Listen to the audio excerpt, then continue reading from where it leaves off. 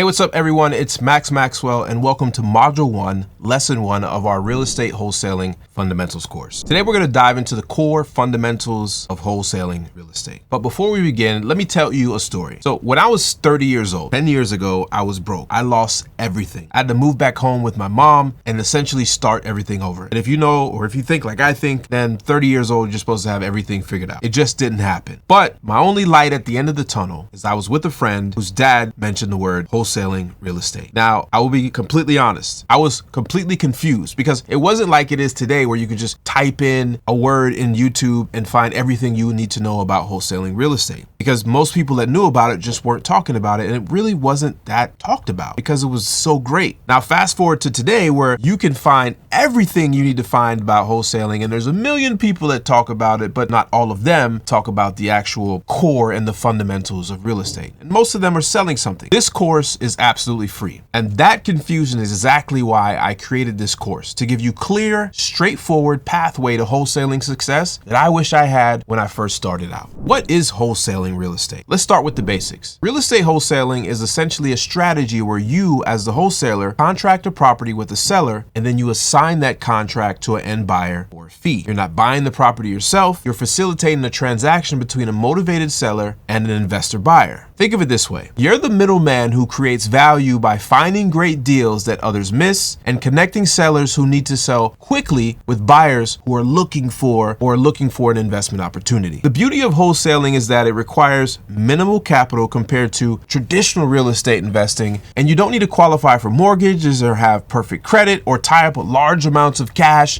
in a property. But what you do need is knowledge, hustle, and systems, all of which I'm going to cover in this course. Let me walk you through the basic wholesaling process from start to finish, from A to Z. First step is lead generation. You need to find motivated sellers with properties that could be good deals. We'll cover this extensively in the next lesson. Number two is you need to do a property analysis. You need to analyze the property to determine its current value, its repair costs, and its after repair value, which we call ARV. This helps you calculate the offer price that you can make to the seller and potentially your profit. Number three is seller communication. You meet with the seller, you build rapport, understand their situation, and you present your offer. Number four is contract execution. Once the seller accepts your offer, you execute a purchase agreement with an assignment right. And number five is buyer sourcing. You need to find an end buyer, typically an investor who's willing to pay more than you have it under contract for. And number six is assignment. You assign that contract that you have to the end buyer for a fee. That's your profit. And number seven is the closing. The transaction closes, the end buyer purchases the property, and you collect your assignment fee. This process can take anywhere from a few days to a few weeks. It all depends on what market you are and the actual specific deal. Now let's talk about something crucial, the legal and ethical aspects of wholesaling. Wholesaling is legal in most states, but there are important regulations you need to understand. Some states have specific requirements regarding disclosures, licensing, and how the contract must be structured. Beyond the legal requirements, there are ethical considerations. As a wholesaler, we have the responsibilities to be transparent with sellers about our intentions, present realistic offers based on accurate market analysis, and follow through on our commitments. We need to create win-win situations for all parties involved. Remember, this business is built on reputation. Ethical practices lead to more referrals and repeat customers and more business and long-term success, which we're all looking for and we all want in business. But there's a lot of misconceptions that I want to address. So let me address some of the common ones about wholesaling real estate. Misconception number one, wholesaling is easy money with no work. In reality, wholesaling requires constant effort, market knowledge, and skill development. It's not some get-rich-quick scheme. Misconception number two is you need a real estate license to wholesaling. I don't know. In reality, in most states, you don't need a license to wholesale if you're contracting and assigning. However, some activities might cross into brokerage territory, so you need to understand that that line is very important. Misconception number three, wholesaling is just about finding cheap houses. Reality, successful wholesaling is all about finding motivated sellers with problems that you can solve, and it's not just about cheap properties. As you can see from this example, the key elements that made this deal successful were, number one, understanding the seller's motivation. Number two, you need to create an accurate property valuation. Number three, you need clear communication throughout the entire process. And number four, you need to have a reliable buyer network. Today we've covered the fundamentals of wholesaling, what it is, how the process works, the legal and ethical consideration, and what a successful deal looks like in practice. In our next lesson, we'll dive deep into finding motivated sellers, which is the lifeblood of the wholesaling business, and we'll explore multiple strategies, generating leads and building a consistent pipeline of potential deals. Before we wrap up, I want to emphasize something that is very, very important. Wholesaling is a business. It's not a hobby. Approach it with professionalism, continuous learning, and systems thinking. You will be well on your way to success if you follow these things, okay? My name is Maxwell, and I'll see you in the next lesson. But before you go, don't forget, I encourage you guys to do anything that we put at the end of each lesson, whether it's worksheets, exercises, or quizzes. All right, I'll see you guys in the next lesson.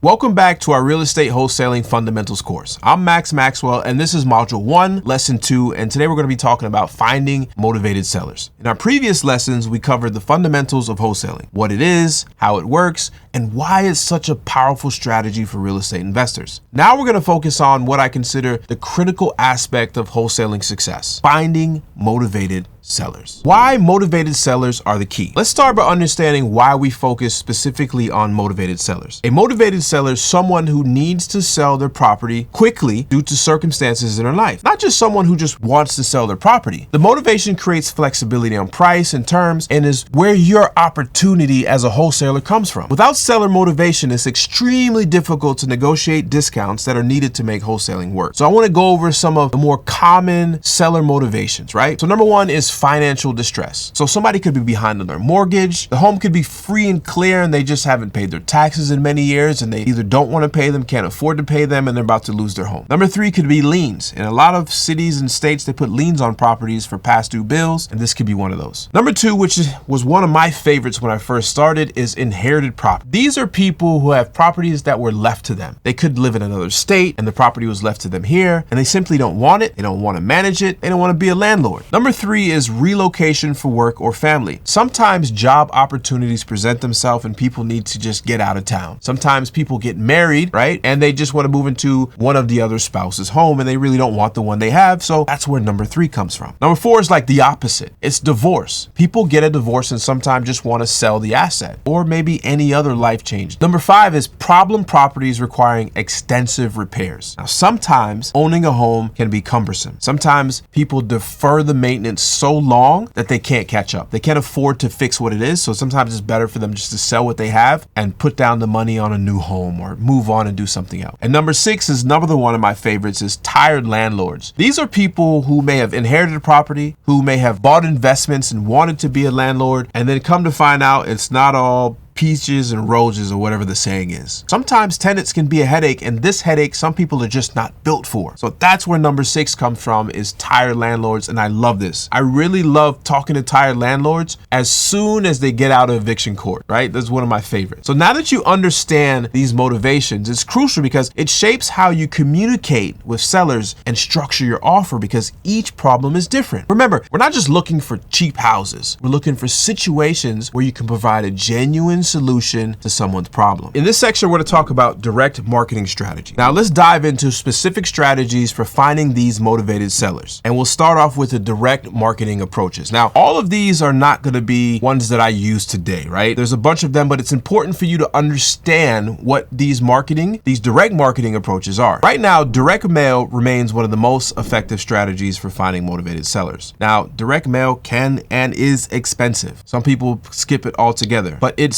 still one of the good strategies for finding motivated sellers. Here's how you do it right. You choose your list carefully, right? It could be tax delinquent properties, out-of-state owners, probate, pre-foreclosures, and you craft a message that speaks directly to the seller's situation. You're going to use consistent mailing schedule. You have to mail them consistently. That's where it gets expensive because consistency beats that one-time blast. Then you're going to track your response rates and your cost per lead. Now, here's another one. Cold calling can be intimidating at first, but it is incredibly effective when done properly. Use a targeted list similar to the direct mail. Prepare a simple script that focuses on understanding their situation. Be prepared for rejection because it's going to happen. It's a part of the process. You're going to focus on building rapport before you discuss the property. All right. The next one is door knocking. Now, I've never really done this, but it's something that is one of the most direct approaches and it is effective. You're going to identify neighborhoods with potential deals and you're going to prepare your introduction and key questions. Bring business cards, information and material, and then you're going to follow up consistently with with the interested homeowner. Now, the next strategies that we're going to talk about are not direct marketing. These are digital marketing strategies. In today's digital world, online strategies can be extremely powerful for finding motivated sellers. So we're going to start with website and SEO. Now, if you're just starting off, this may not be something you need, but they work. So having a professional website optimized for your local search engine terms like sell my house fast in Winston-Salem could bring motivated sellers directly to you. Number one, you're going to create location-specific landing pages. Number two, you're going to include testimonials from previous sellers. If you're new, you're just not going to have that yet. Number three, you're going to make contact information prominent. Like you're going to put your number big at the top. And you're going to offer multiple ways for people to reach you. That's from phone, text, email, or filling out a form. Another way is social media marketing. Now you see this a lot, but you can use platforms like Facebook because these can be gold mines for finding motivated sellers. And I'm going to show you how you do that. One, you're going to create targeted ads based on the life events and demographics. So remember we talked about we're solving problems. You can create ads based on people that are searching tax liens, tax foreclosures, all of these type of stuff, right? So you can make it that specific when you're doing Facebook ads. Number two, you're going to use a compelling headline that addresses that a specific pain point. Number three, you're going to test different ad formats and messages. Number four, you're going to build a community through regular, helpful content. Now, what does that mean? You're going to put out content that is geared towards somebody who may be facing foreclosure. You're going to gather all this information. You're going to make YouTube videos or Instagram shorts on how people can solve the issue if they're going through foreclosure or something like that. Another one that works pretty well, but is very, very competitive and very, very expensive is pay-per-click advertising. Things like Google Ads and other similar platforms allow you to appear exactly when someone is searching for a solution. Now, the reason why this works is because when you're searching for something, you're searching typically for a solution. And that's why it costs so much and it's very competitive. But this is how you set it up. You're going to target specific keywords like sell my home quickly or cash offer for home, right? Because people are searching for that because they need that. Number two, you're going to create ads that speak directly to that seller's motivation. Number three, you're going to build landing page specific to that campaign. So if the campaign is about home foreclosure, then that page, that landing page is going to be all about home foreclosure. And number four, you're going to want to track your conversions because it can cost a lot of money and you want to make sure that you're running a successful campaign. Now, this other strategy of marketing is easy and it doesn't really cost that much money. It's networking and a relationship-based strategies, right? Some of your best deals will come through relationships and networking. Now, I'm talking about real estate agent relationships because agents often encounter sellers whose properties aren't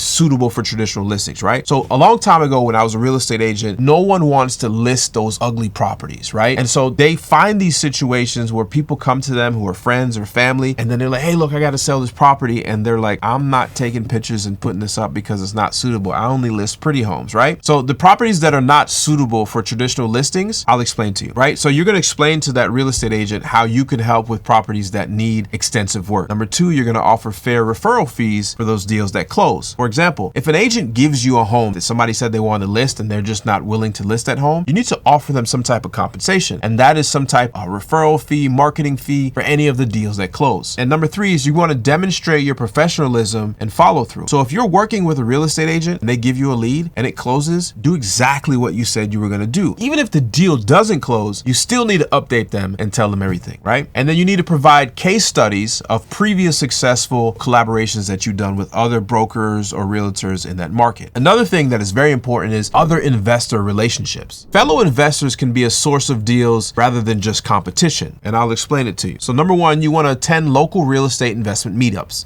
Now, where I lived in North Carolina, there was the Real Estate Investor Association. You want to attend those meetings. Typically, they're once a month, once every 2 months, or once every 2 weeks, something like that. You want to attend those because that's where investors hang out, right? You also want to join online investor communities on Facebook and all these other places and meetup.com. Join these communities. Number three, you want to offer to partner on deals that fit certain criteria. Number four, build a reputation as someone who is closely reliable. What does that mean? It means you're just going to do what you say you're going to do. Be that person. And I promise you, when you work with other investors, even today, I still get deals from investor meetups and people that I've met 7-8 years ago. All right, I'm going to move into another one that most people really overlook. And this is service provider network. People who service distressed properties often know about potential deals, right? right? So here's what you're gonna do. Number one, you're gonna connect with contractors, property managers, and just like regular handyman. You're gonna provide them with clear criteria for properties you're looking for. Number three, you're gonna set up a simple referral system, and then you're gonna follow up consistently. Now, listen, people just overlook this. You have roofers, you have AC repairman, you have handyman. This contractor can give you leads for you to go door knock, for you to call this person, for you to send this person a letter. These people just simply need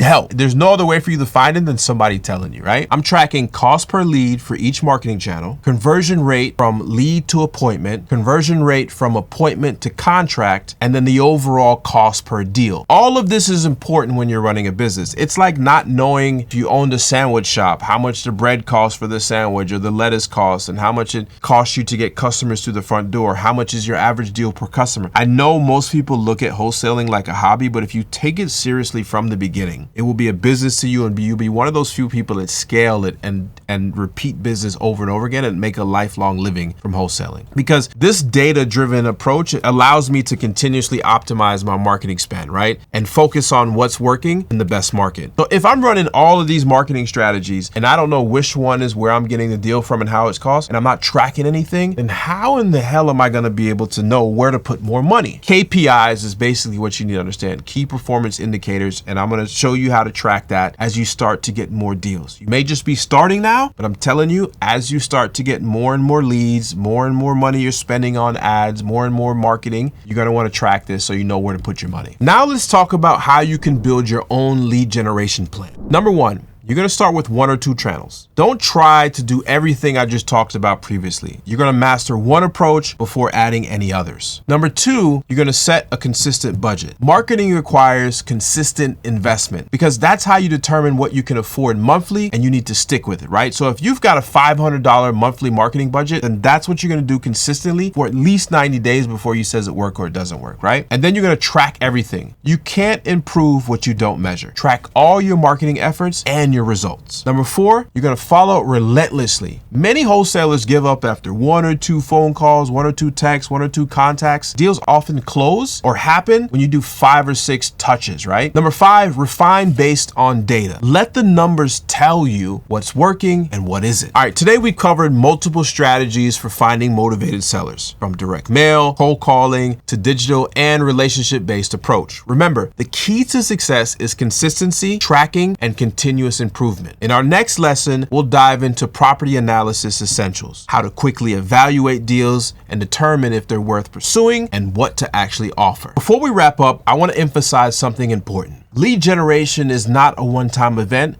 but an ongoing process. The most successful wholesalers are the ones who build sustainable and consistent lead generation systems that deliver deals month after month. Thank you for joining me on this lesson. I'm excited to continue this journey with you in lesson 3, property analysis essentials. And before I go, don't forget to start implementing at least one of the lead generation strategies that we talked about this week. Make sure you do any quizzes, any workbooks, or any lessons that we talked about today. Hey, what's up everyone? It's Maxwell, and welcome to Module 1, Lesson 3 of our Real Estate Wholesaling Fundamentals course. Today we're going to dive into property analysis essentials. It's the exact system I use on how to quickly analyze deals and determine if they're worth my time. Look, I've seen too many new wholesalers lose money because they didn't know how to properly analyze. That's not going to be you after today. I'm going to break down this in the most simple way possible. No fluff, no complicated formulas, just the exact process I use every single day in my business. Before you can analyze any property, you need to understand your market, period. Here's what you need to know about your target neighborhood, and I'm going to break it down in simple steps. Number one, you need to know the average sales price for similar properties, the average days on market. You need to know the price per square foot range and the typical property features and conditions. Don't overcomplicate this. You don't need a fancy software to get started. I'm going to show you exactly how I pull comps using a free tool that anyone can access. The key is consistency. You need to analyze properties the same way every single time. This creates a system that you can trust and eventually delegate to someone else. Let me give you the exact formula I use and analyze with every single wholesale deal. The ARV, which is the after repair value, minus the repairs, minus the buyer's profit, minus your fee, equals your maximum offer price. Let's break this down. ARV, the after repair value, this is what the property will sell for after it's fixed up. This is the foundation of your analysis. You get this wrong and you screw everything else and it all falls apart. Repairs. What will it cost you to renovate the property to reach that ARV? You need to get good at estimating repairs quickly. And I've got some simple formulas for you. And then buyer's profit. This is what your end buyer needs to make for the deal to make sense for them. Typically, it's 15 to 20% of the ARV for fix and flip buyers, or a specific cash on cash return for rental buyers. And then your fee. What do you want to make on the deal? This is your wholesaling fee. So you need to understand what your typical deal size is and how much you're willing to take on the deal. This result gives you the maximum offer price, the highest amount you can offer to the seller while still making the deal work for everyone. Now, let me show you a real world example. One of the biggest challenges for new wholesalers is estimating the repair costs. Let me show you my simple system, all right? I break repairs into different categories, and I'm gonna show you exactly what they are. Number 1 is roof. Number 2 is HVAC. That's your heating system, cooling system for the home. Number 3 is plumbing. Number 4 is electric. Number 5 is foundation. Number 6 is cosmetic. That's your paint, your flooring, your fixtures. Number 7 is kitchen. Number 8 is bathrooms. Number 9 is the exterior of the home. And then number 10 is just everything else. For each category, I have a standard range cost based upon the property size, the condition, and all that. So for example, kitchen renovations range between $5,000 and $15,000 depending on the size and the quality. Bathroom renovations can be between $3,000 and $8,000 per bathroom. Roof replacement is between $5,000 and $12,000 for an average home. A HVAC replacement can be between $4,000 to $8,000. The key is to be conservative. Always estimate on the high side. It's better to be pleasantly surprised than to lose money. Trust me, you don't want to lose money on these deals. Comps are the foundation of your ARV, your after repair value estimate, right? And here's my exact process. Number 1, you want to look for properties that have been sold in the last 3 to 6 months. They need to be within a half a mile to a mile of your subject property. And it needs to be similar square footage, like 10, maybe 20%, less or more, right? It needs to have similar bed and bath count. It needs to have similar lot sizes and features, right? So you can't comp something that has a big lot and then a smaller lot. And then also it needs to be in a similar condition, right? So if I'm looking to get the ARV of a property that I'm potentially going to fix up, then I need to compare it with other properties that haven't been fixed up and sold. I can't take something that was also like a fix and flip and use that sales data. I need to use other good properties that fit the same type of similar condition of the one that I'm going to fix up. And listen, don't just take the highest comp and run with it. You want to look at the average of your top 3 to 5 comps and be realistic about where your property fits in that range. Remember, the goal isn't to find the highest possible ARV. The goal is to find the most accurate ARV, one that your end buyer will agree with you. Because remember, you're selling this to an investor that knows what he can get for this property. So your idea is to get an ARV that actually fits. Don't try to go get a high ARV because you're going to offer too much money and nobody's going to buy it. And I see so many wholesalers doing that. How much should you make on a deal? This depends on a few factors, so let me break it down for you. Number 1, the overall deal size. Higher the ARV typically means higher fee potential. Number 2, the spread between your contract price and the property's value to your buyer. Number 3, your market's competitiveness. How hot is your market? Number 4, the difficulty of the deal. In my business, I aim for a minimum fee of $10,000, but my average is somewhere closer to like 15 to 18. Some deals will be 5,000, others will be 50 plus thousand. The key is to be flexible. Don't be stupid and lose a good deal over an extra $1,000 here, an extra $1,000 there. Build your buyer's trust by leaving meat on the bone. So now you've learned all the things you need to look at in order to analyze a property quickly. But let me show you the exact tools I use to analyze properties quickly today, because everything that I've taught you before is everything that I had to learn before they had all of this technology, right? And so if you're looking for something cool or something that makes your job easier, it needs to have a few things, and let me break that down to you pretty quickly. It needs to have property data source, right? So because you need to be able to pull comps from all different properties around that area. So you need property data. You need a repair estimating tool.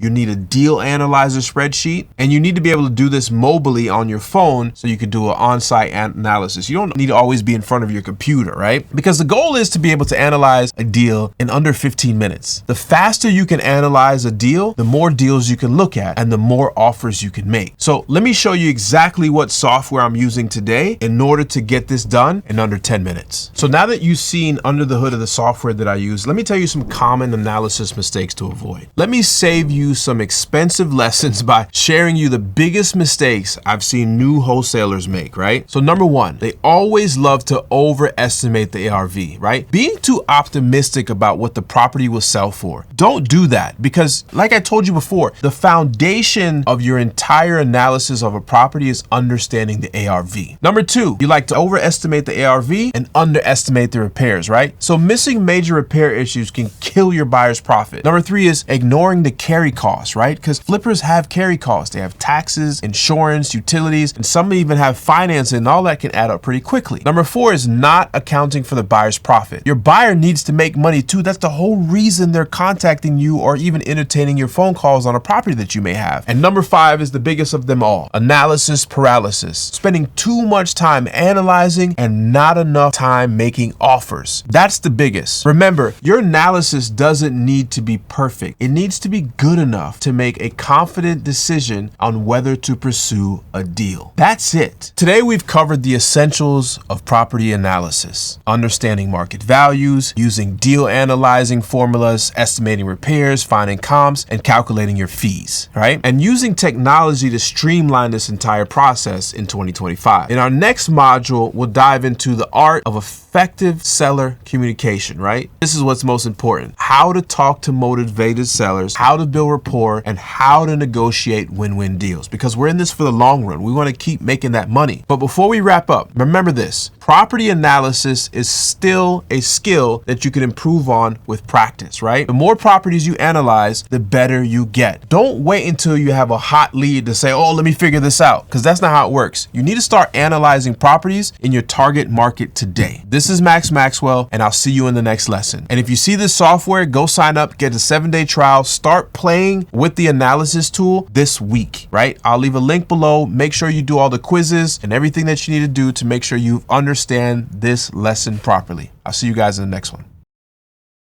Hey, what's up everyone? It's Maxwell and welcome to Module 2, Lesson 1 of the Real Estate Wholesaling Fundamentals course. Today we're going to dive into something that can literally make or break your wholesaling business: effective seller communication. Look, you can have the best marketing, the best analysis skills, and the best list of buyers in the world. But if you can't effectively communicate with sellers, you won't close a deal, period. By the end of this lesson, you'll have the exact script, techniques, and mindset to use when communicating with sellers in a way that builds trust, uncovers motivation, and leads to profitable deals. In this lesson, we're going to understand the seller psychology. Before we get into what to say, you need to understand what's going on in the seller's mind. Most motivated sellers are dealing with some kind of problem, right? It could be financial distress, it could be inherited properties that they don't want, divorce or family issues, job relocations like we talked about before, problem tenants, which are my favorite, or deferred maintenance that they simply can't afford to fix.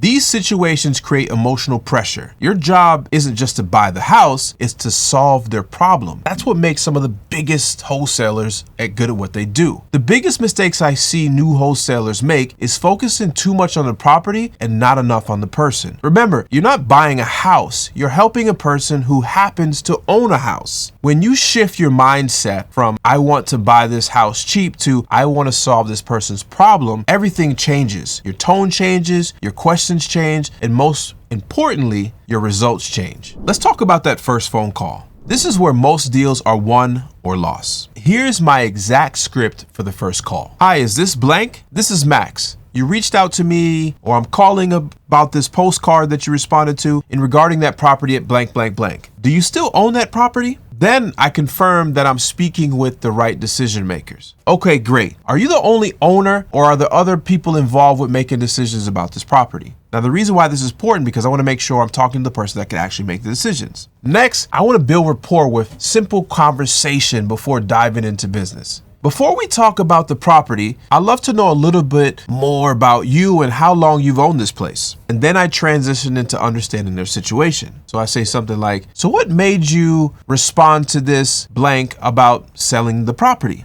Now, this is where I listen very carefully for their motivation. I don't interrupt. I let them tell their story. Then I ask about the property after I get that story. So tell me about the property. What do you like most about it? What would you change if you could? I just listen, right? Finally, I ask about their timeline and their price expectations. What are you hoping to get for the property? And when would be the ideal time to close this property? So I'm asking them, hey, look, well, how much do you want for this property? And when do you want to move, right? Because all of this is important because I need to understand how motivated they actually are. So next, we're at the property walkthrough. What do you say and what do you do? When you meet with the seller of the property, your communication needs to accomplish several things, and I'll map them out for you, right? First, you need to reinforce the rapport that you built on the phone. Gather the information about the property, deepening your understanding about their motivation, and you need to set expectations for the next step. So here's the process that I use. First, I want to start a casual conversation, not about the house, about them. Right? I might comment on a family photo or ask them about their plans after they're selling, right? Because I want them to envision them actually having this money, whether it's to buy a new home, go on a vacation, or do whatever, start this business.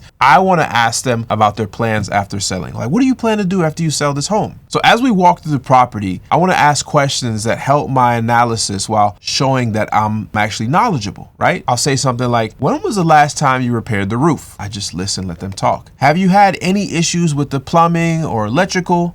What updates have you made since owning the property? All of these questions that I'm asking are for a reason. I make sure to point out both positive features and issues that I notice, but I never criticize their home. Instead of saying this kitchen is outdated, I might say a lot of buyers are looking for more modern kitchens these days, right? Because you want to make sure that they put it's reality, right? The key is to be honest, but be respectful. Remember, this is their home and they have emotional attachment to it. So you never just want to go dissing their home and saying this and that, but you want to ask questions that lead to them thinking in reality and you getting the answer that you want so you can understand what they think about the home. Then you need to uncover the motivation. The deeper you understand the seller's motivation, the better position you'll be in to structure a win-win deal. Here are my favorite questions to uncover their motivation. What would solving this property situation mean for you and your family? If you could wave that magic wand and have the perfect outcome with this property, what would that look like? On a scale of 1 to 10, how motivated are you to sell this property in the next 30 days? What would make that a 10? What's your plan B if you can't sell the property? What's more important to you, getting the highest price possible or having a guaranteed hassle-free offer or sale? The key is to listen more than you talk. When they answer, don't immediately jump to the next question. You want to take a pause and let them elaborate. Often the real motivation comes out after the initial answer because they're not just going to freely tell you everything that you want to hear because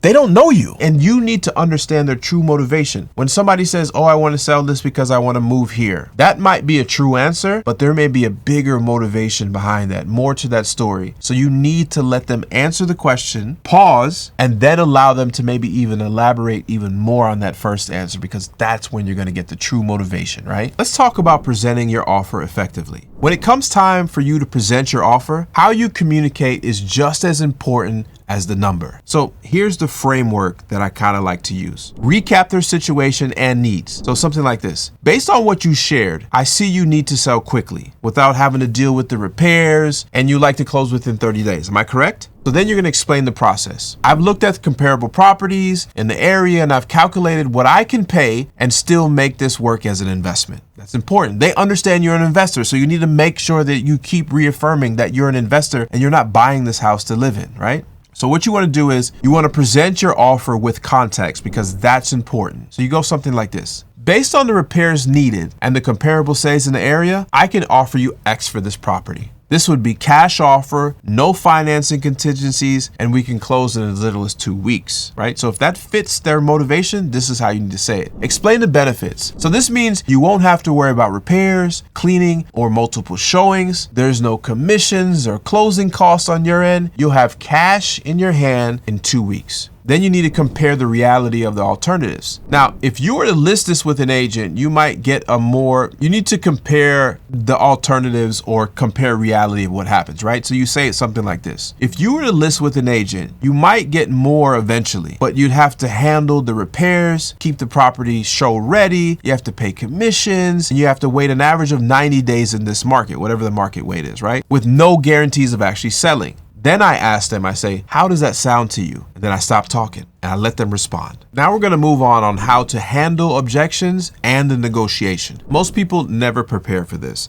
And every seller will have an objection. I don't care who they are. And here's how I personally handle the most common ones. You're going to hear something like this, right? Your offer is too low. Can you help me understand what you're hoping to get for this property? And then I shut up. I don't say anything. I let them explain what they say, blah, blah, blah, blah, blah, right? Then I say, based on the repairs needed for this house and similar properties that are selling for, I can't go that high and still make this work as an investment. Now, tell me, what's the lowest you would consider selling for? And that's how I handle that objection. And then another one you're gonna hear is something like, I need to think about it. I hate that answer, but you're gonna get it. That's completely fair. This is a big decision. What specific aspects do you need to think about? Is it the price, the timeline, or something else? Then you just wanna listen to their answer. And then you're gonna say something like, would it be helpful if I explain any part of my offer in more detail? Because that is the objection to somebody saying, hey, I need to think about it.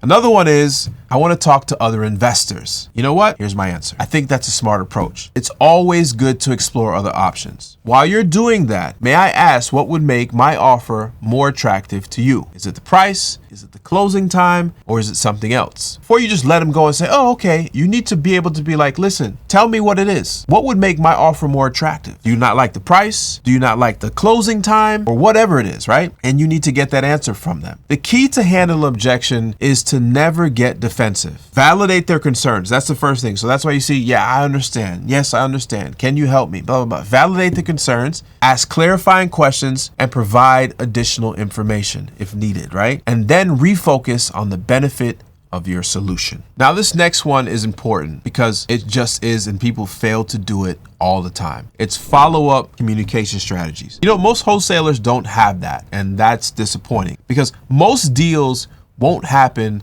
on the first conversations. I call those deals unicorns. So your follow-up system is crucial. And here's my 30-day strategy that I use with follow-up after I go on appointment. Day one, I want to send a thank you text or an email, right? I want to summarize our conversation and the offer that I presented to them. Day three, I want to do a phone call just to check in and answer any questions that they may have. A few days later on day 7, I'm going to send comparable sales supporting my offer. So the software that we use, I'm going to print out comparable sales. I'm going to send it to them and say, look, here is the comparables that I use to find what your home would possibly be worth. Day 14, I want to do a phone call with any updates on the market or my offer because my offer might change. I don't know, but I'm just going to do that on day 14. And then 1 week later, I'm going to send a still interested email or text message. And then on day 30, I'm going to do the final follow-up call. Now, that's my 30-day strategy. The key is to provide value in each one of those follow-ups. Don't just ask, have you made a decision? Are you still interested? Blah, blah, blah. Share new information, insights, or anything that might help them make their decision, right? You just need to be helpful. You don't need to call and nag them, but you need to keep that conversation and that rapport going. Today, we've covered the fundamentals of effective seller communication, understanding the seller psychology, using phone scripts that work, conducting property walkthroughs, uncovering true motivation, and presenting offers effectively. Plus, we talked about handling objections and follow up consistently.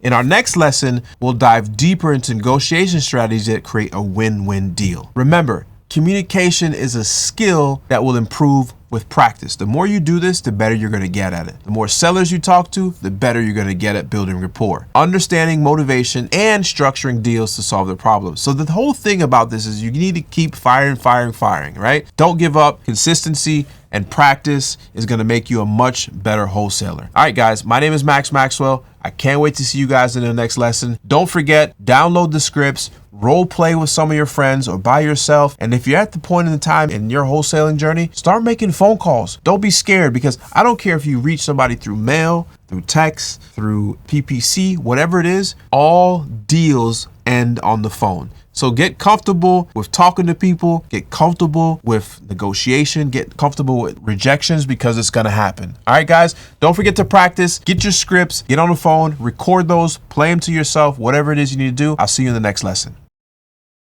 Hey, what's up, everybody? It's Maxwell, and welcome to Module 2, Lesson 2 of our Real Estate Wholesaling Fundamentals course. Today, we're going to be diving into negotiation strategies. These are the exact techniques I use to create win-win deals that put money in my pocket while we're solving the seller's problem. Look, I want to be straight with you. Negotiation isn't about beating someone or getting the lowest possible price. It's about finding that sweet spot where both parties walk away feeling good about the deal. Let me tell you about this one deal I worked on. The seller was an older gentleman who had inherited a property, but he was overwhelmed by the repairs it needed. He wanted to sell, but his asking price was way too high for the condition of the house. Instead of walking away, I asked him what he really needed. Turns out he was worried about paying off some medical bills and didn't want the hassle of fixing the place up. So I offered to cover his closing costs and even connected him with a contractor to help with some minor repairs on his new home. That flexibility got him to lower his price, and we closed the deal. He was relieved, and I walked away with a solid deal. By the end of this lesson, you'll have the exact strategies, techniques, and mindset shifts I use to negotiate deals that work for everyone involved. Before we get into specific tactics, let's talk about the right mindset for negotiation. The biggest mistake I see new wholesalers make is approaching negotiation as like some type of battle. They think it's about winning or getting the lowest possible price. That idea, that mindset is completely wrong. Successful negotiation in real estate wholesaling is about a few things, and I'm going to list them off. Number one, you need to understand what the seller truly values. Like, sometimes it's not just the price. It might be speed, it might be certainty, or just the convenience. Number two, you need to create a solution, not just offers. Your job is to solve their problem, not just to buy their home. Number three, build trust through transparency. When sellers trust you, negotiations become way easier and they become a collaboration instead of a battle. Number four, focus on mutual benefits. The best deals are ones where both sides feel like they walked away and they've won something. Remember, if you're just trying to get the lowest price possible without considering the seller's needs, you're not a wholesaler. I see this mistake all the time. You're just another low-baller person that they all know about. And low-ballers don't last long in this business. I've seen them come and go, trust me, all the time. Successful negotiation starts long before you sit down with the seller. And here's exactly how I like to prepare for this, right?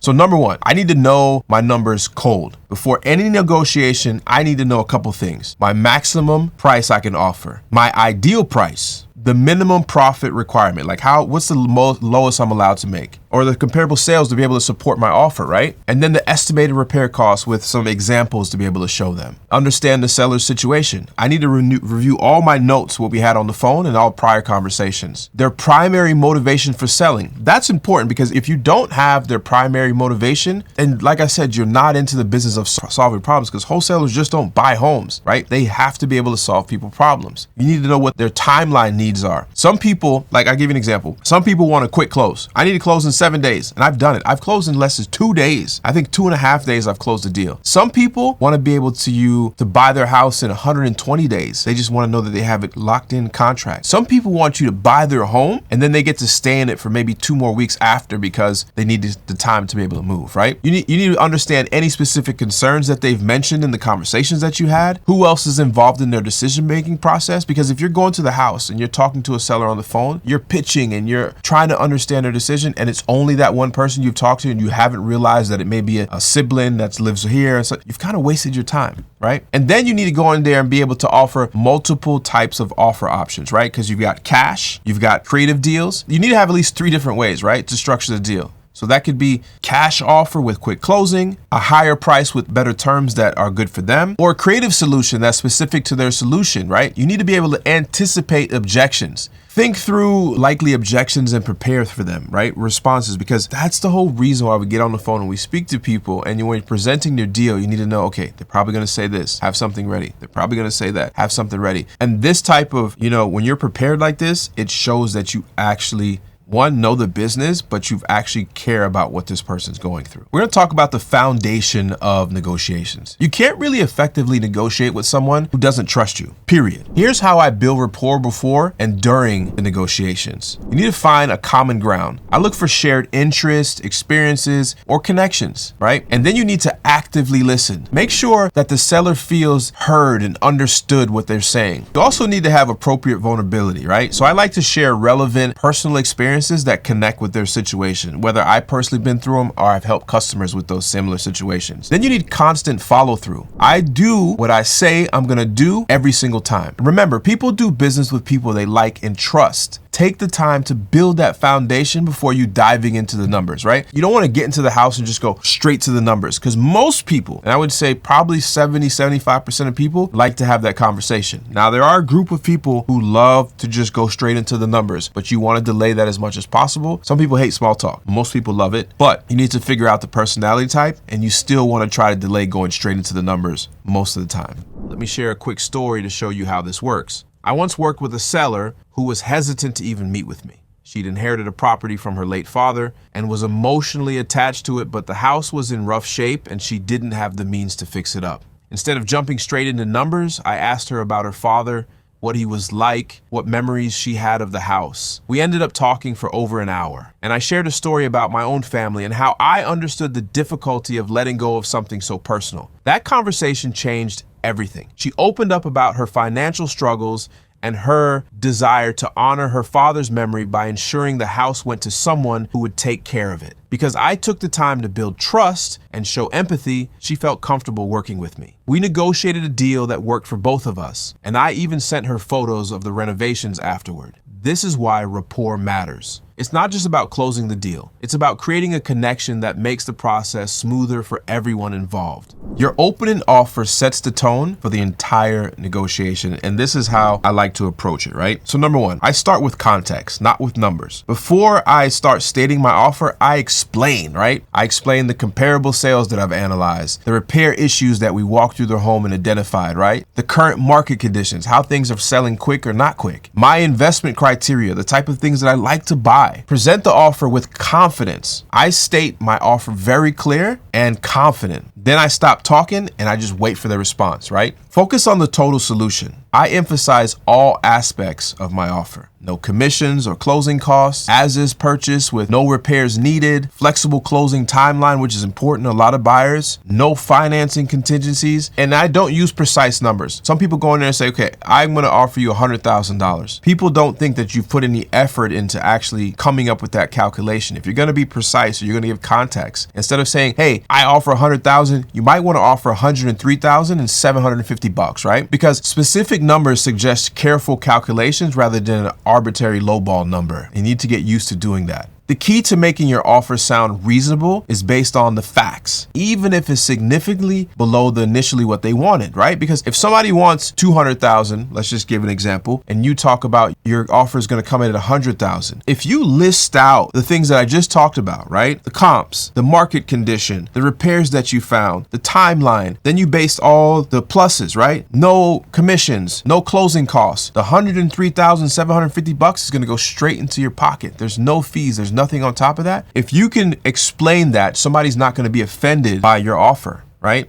And that's why you need to be able to come in there prepared and don't shoot off with a lowball number that is just 100,000. Make it seem like you've actually done some real work so that the person believes you. So now we're going to talk about handling some of the common objections when you're doing your presentation for your offer, because no matter how well you present your offer, you'll face objections. And here's how I handle the most common ones that you see all the time, right? We've talked about this before. Your offer is too low, and this is how you handle it. I understand how this makes you feel. Many sellers initially feel that way. Can you help me understand what price you were hoping for? And then you listen and you go back to this line. Based on the repairs needed and the comparable sales, I can't go that high and still make this work for me as an investment. But I'm curious, what's most important to you in this sale? Is it getting the highest price possible? Or are there other factors like how quickly we can close or selling it as is matters to you? Tell me what's the most important thing to you. You should have already gotten that through the conversations you've had, but ask the question, shut up, and just listen. Then you might hear a seller say, I need to get at least X. Here's how I typically respond. I appreciate your transparency. Trust me, I really do. But may I ask how you arrived at that number? And then just listen. When they say it, I understand that's what you need, but based on my analysis, I can't make that number work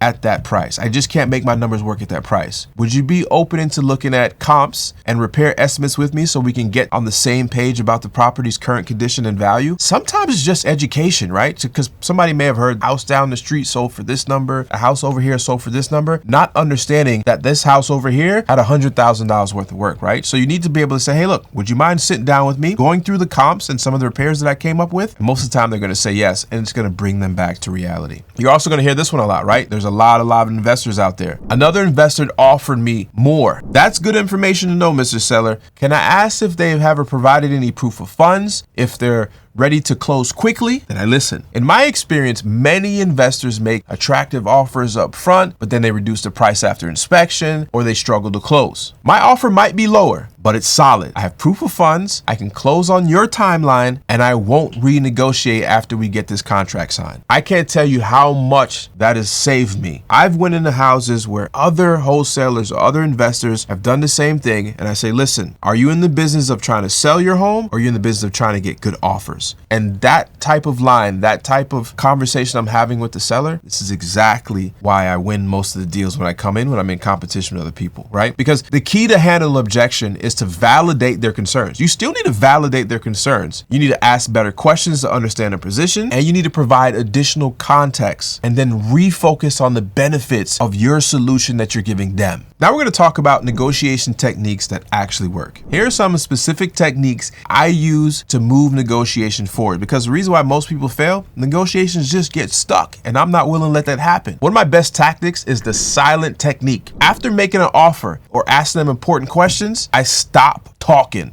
I don't know if you guys noticed through this entire course, one of my best things is just shut up. Stop talking. Why? Because most people are uncomfortable with silence, and they fill that silence with very valuable information most of the time. Another technique that I use is bracketing. If the seller wants 150 and my maximum offer is 120, I might start with $100,000 so that we can meet somewhere in the middle to my actual target price. It's something like anchoring, something like that. But if I know that I need to be at 120, I'm not going to start with 120. I might start lower and start creeping my way up just to show that they've won and I won. It's a win-win situation. And then you have this other one, the what if approach. What if I could close in 7 days? Would that make my offer more attractive? This helps identify what the seller truly values. And you're always trying to hint at it and pull it away from them, right? And then another one is the higher authority. I need to run this by my partner, my investor group. This gives you time to think and create another negotiation point. What do I mean by that? Remember I talked about they wanted 150, my thing was 120, and say they're kind of stuck at like 130. I say, listen, let me go back and talk to my team and see if we can offer that, and I'll get back to you.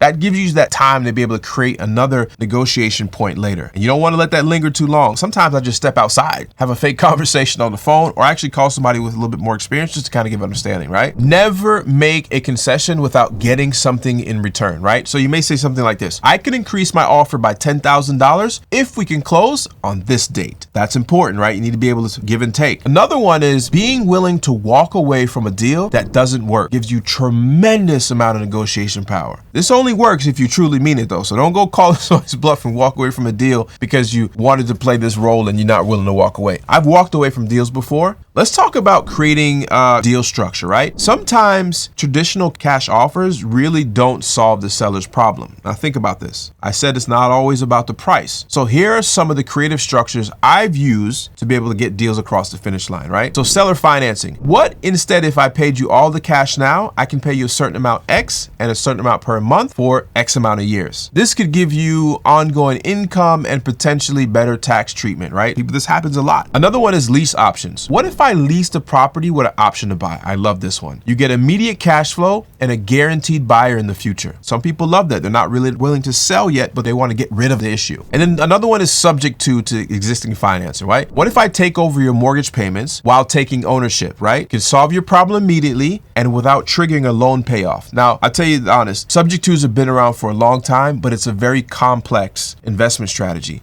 Meaning that if you mess up, it could come back to you in ways that you don't want it to. Subject twos are great. Make sure you get with someone who is very detailed in subject twos, right? And then we do something called split closings, right? What if we close in 2 phases? I give you X amount now to solve your immediate problem, and then the remaining amount in 60 days. I've done this many times. And that's why when I tell people, when you go into a negotiation, stop always thinking about the price.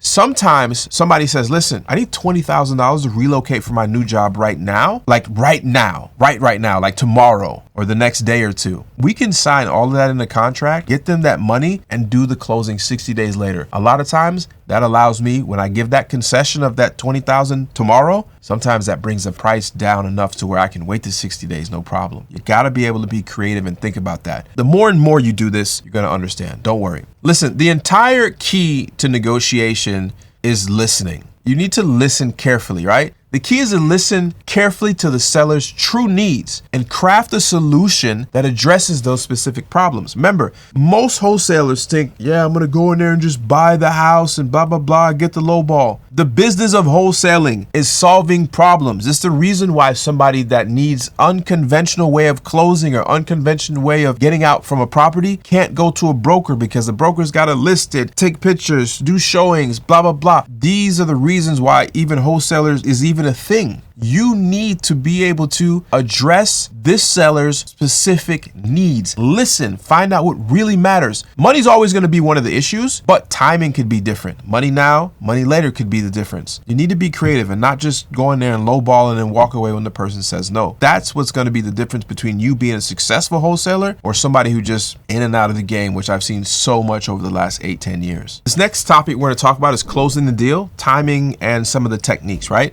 Knowing when and how to close is crucial. So here is my guidelines when it comes to that. When to close: when the seller makes a significant concession, when the momentum is in your favor, right? So what I'm talking about is, when do you close that deal, that conversation? When do you say, okay, you know what, I'm ready to go? It's when that seller makes a concession or when the momentum is moving in your favor. When you've addressed all the major objections to that seller and when the external factors start to create urgency, right? Because they gotta move, they're inheriting this property, the tax bill is due, they're about to lose it to auction, right? You need to be able to understand this. So when the external factors create that urgency, you need to start closing on that deal, right? So let's talk about some closing techniques. The assumptive close. And this is what you need to start understanding. So this is what you're gonna say something to the seller. Yeah, I'm asking you, should we set it for the 15th or 30th? This is in the middle of the communication. You maybe haven't closed the deal yet. You're talking to them. You're saying to them, hey, look, so we're here. Do you want to do the closing on the 15th or the 30th? Now they're starting to think of that closing. And then you want to do something they call the summary close. So let me summarize what we agreed to. Then you go in there and you talk about X, Y, and Z, Y is blah, blah, blah, all that stuff, right? And then you have the urgency close. I can only hold this offer Friday because, and I use this one a lot. Somebody say, all right, let me think about this. You go through the regular objections and you tell them why. You say, listen, I respect that and I understand. You can take some time to think about this, but here's the only thing that's going to change. When I leave here, I'm going to go look at 3 other homes. And I may be an investor, but I don't have all the money in the world. So if I see one of these homes and they agree with me and we agree on terms, the money that I might be using to buy your home may be buying somebody else, right? So that's that whole urgency to close. We need to sign this and get this done because I may be going on to somewhere else to go look at some other properties, right? And then you want to do something that they call a trial close, right? If we could address blank, could you be able to move forward today, right? So think about this. If we address closing earlier, would you be able to sign that contract today if I can get approval for that? The key is to make it easy for them to say yes by removing any uncertain and creating clear path forward. That's it, right? You need to be able to create that vision, remove that obstacle and say, listen, here's our clear path forward. This is exactly how we're going to close. This is exactly how we're going to do it, right? Once they get comfortable with that picture, the deal is yours. You need to understand that. And I'll put some videos in the training for this one of some negotiation videos that I've done. A lot of them are on YouTube. Some of them haven't even never been released, but I'll show you what I'm saying when I talk about that, right? So keep in mind, guys, this has been a long one, right? But negotiations is very important. And it's kind of the place where a lot of wholesalers fail to understand the art of that negotiation. You're never going to walk in there and just be a master closer. That's not what it is. It's going to take time, repetition, kind of like I talked about everything else, right? Today, we've covered the essential negotiation strategies for real estate wholesaling. The right mindset through preparation, building rapport, making strategic opening offers, handling objections, using effective techniques, and even structuring creative deals and closing the deal successfully. In our next lesson, we're going to dive into the contract essentials, right? This is what makes the entire thing work. The legal documents you need to protect yourself and your deals. And remember, negotiation is a skill that improves with practice. You hear me guys say this a lot. The more deals you negotiate, the better you're going to get at it, finding the sweet spot where both you and the seller win. This is Maxwell, and I'll see you in the next lesson. Hey, what's up, everybody? It's Maxwell, and welcome to Module 2, Lesson 3 of our Real Estate Wholesaling Fundamentals course. Today, we're going to dive into contract essentials, the exact documents you need to lock up deals and get paid. Look, I've seen too many new wholesalers lose deals because of contract issues. Either they used the wrong contract, missed key clauses, or couldn't explain what they were asking the sellers to actually sign. Let me tell you about this one time early in my career. I had a deal locked up, or so I thought. The seller was ready to go. and I was pumped. But when I sent the contract over, they called me back confused and hesitant. Turns out I had used a generic contract I found online, and it was full of legal jargon that made the seller uncomfortable. They didn't trust it, and I almost lost the deal. I had to scramble, rewrite the contract with clear, simple language, and go back to the seller to explain every part of it in plain English. Thankfully, they signed, but it was a close call. That experience taught me the importance of having the right contracts and being able to explain them confidently. By the end of this lesson, you know exactly which contracts to use, what clauses you need, and how to explain everything to the seller in plain English. No fluff, just the essentials you need to protect yourself and your deal. Let's start with the basics. In wholesaling, you need two primary contracts. That first contract is the purchase agreement. This is between you and the seller. It gives you the right to purchase the property. The number two contract you're going to need is the assignment contract. This transfers your rights in the purchase agreement to your end buyer for a fee. Like this is the one you're going to sign with your buyer. Some wholesalers also use documents like a double close document. So let's just say if you're buying the property and then you're immediately going to resell it after, rather than trying to assign the deal. Sometimes you do this when you have large wholesaling fees and you don't want the end buyer to know what the large wholesaling fee. I typically don't do double closing because I have a good relationship with a lot of my buyers and they know, look, if I found a sweet deal and I'm making 50 grand, I'm making 50 grand. Another agreement you might need is the option agreement. This gives you the right, but not the obligation to buy the property within a certain time frame. I've used this quite a bit as well, and it works in certain situations that you just need to not buy it now.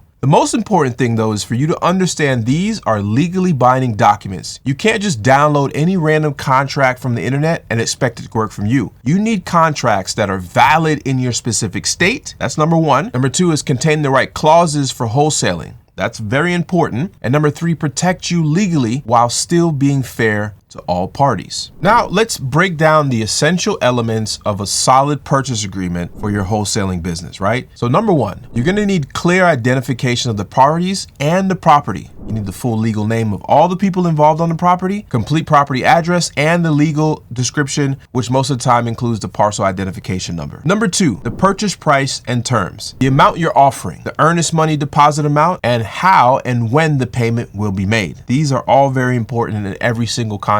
Number three is also essential on there is the closing date and possession. When will the transaction close? When will the seller need to vacate the property, right? Because that might happen immediately on close or after. Number four is the inspection period. How many days you have to inspect the property, right? And then have the right to terminate if you find any issues. Number five is the assignment clause. This is very important. The right to assign the contract to another buyer. This is the absolutely critical when it comes to wholesaling. Number six, any contingency clauses, right? Financing contingencies, most of the time you don't need that, and title contingencies, right? And then property condition contingencies. What you're going to talk about in the title contingencies is if there's any problems found in the title search. So the title company is going to do a search on the property. If the property cannot be transferred free and clear, then you can walk away from it. If you find something very wrong with the property, this comes in the property contingency part where you say, listen, if the foundation is completely screwed, I want to be able to walk away from this deal or be able to negotiate, right? Then you're going to have some default provisions, right? And so what happens if either party fails to perform, right? You need to talk about a contract essentially is the good, the bad, and the ugly. So let me show you the exact purchase agreement that I use in my business today. Remember, just because I use this contract doesn't mean you can use it, but I'm going to attach it below so that you have it and be able to look over it.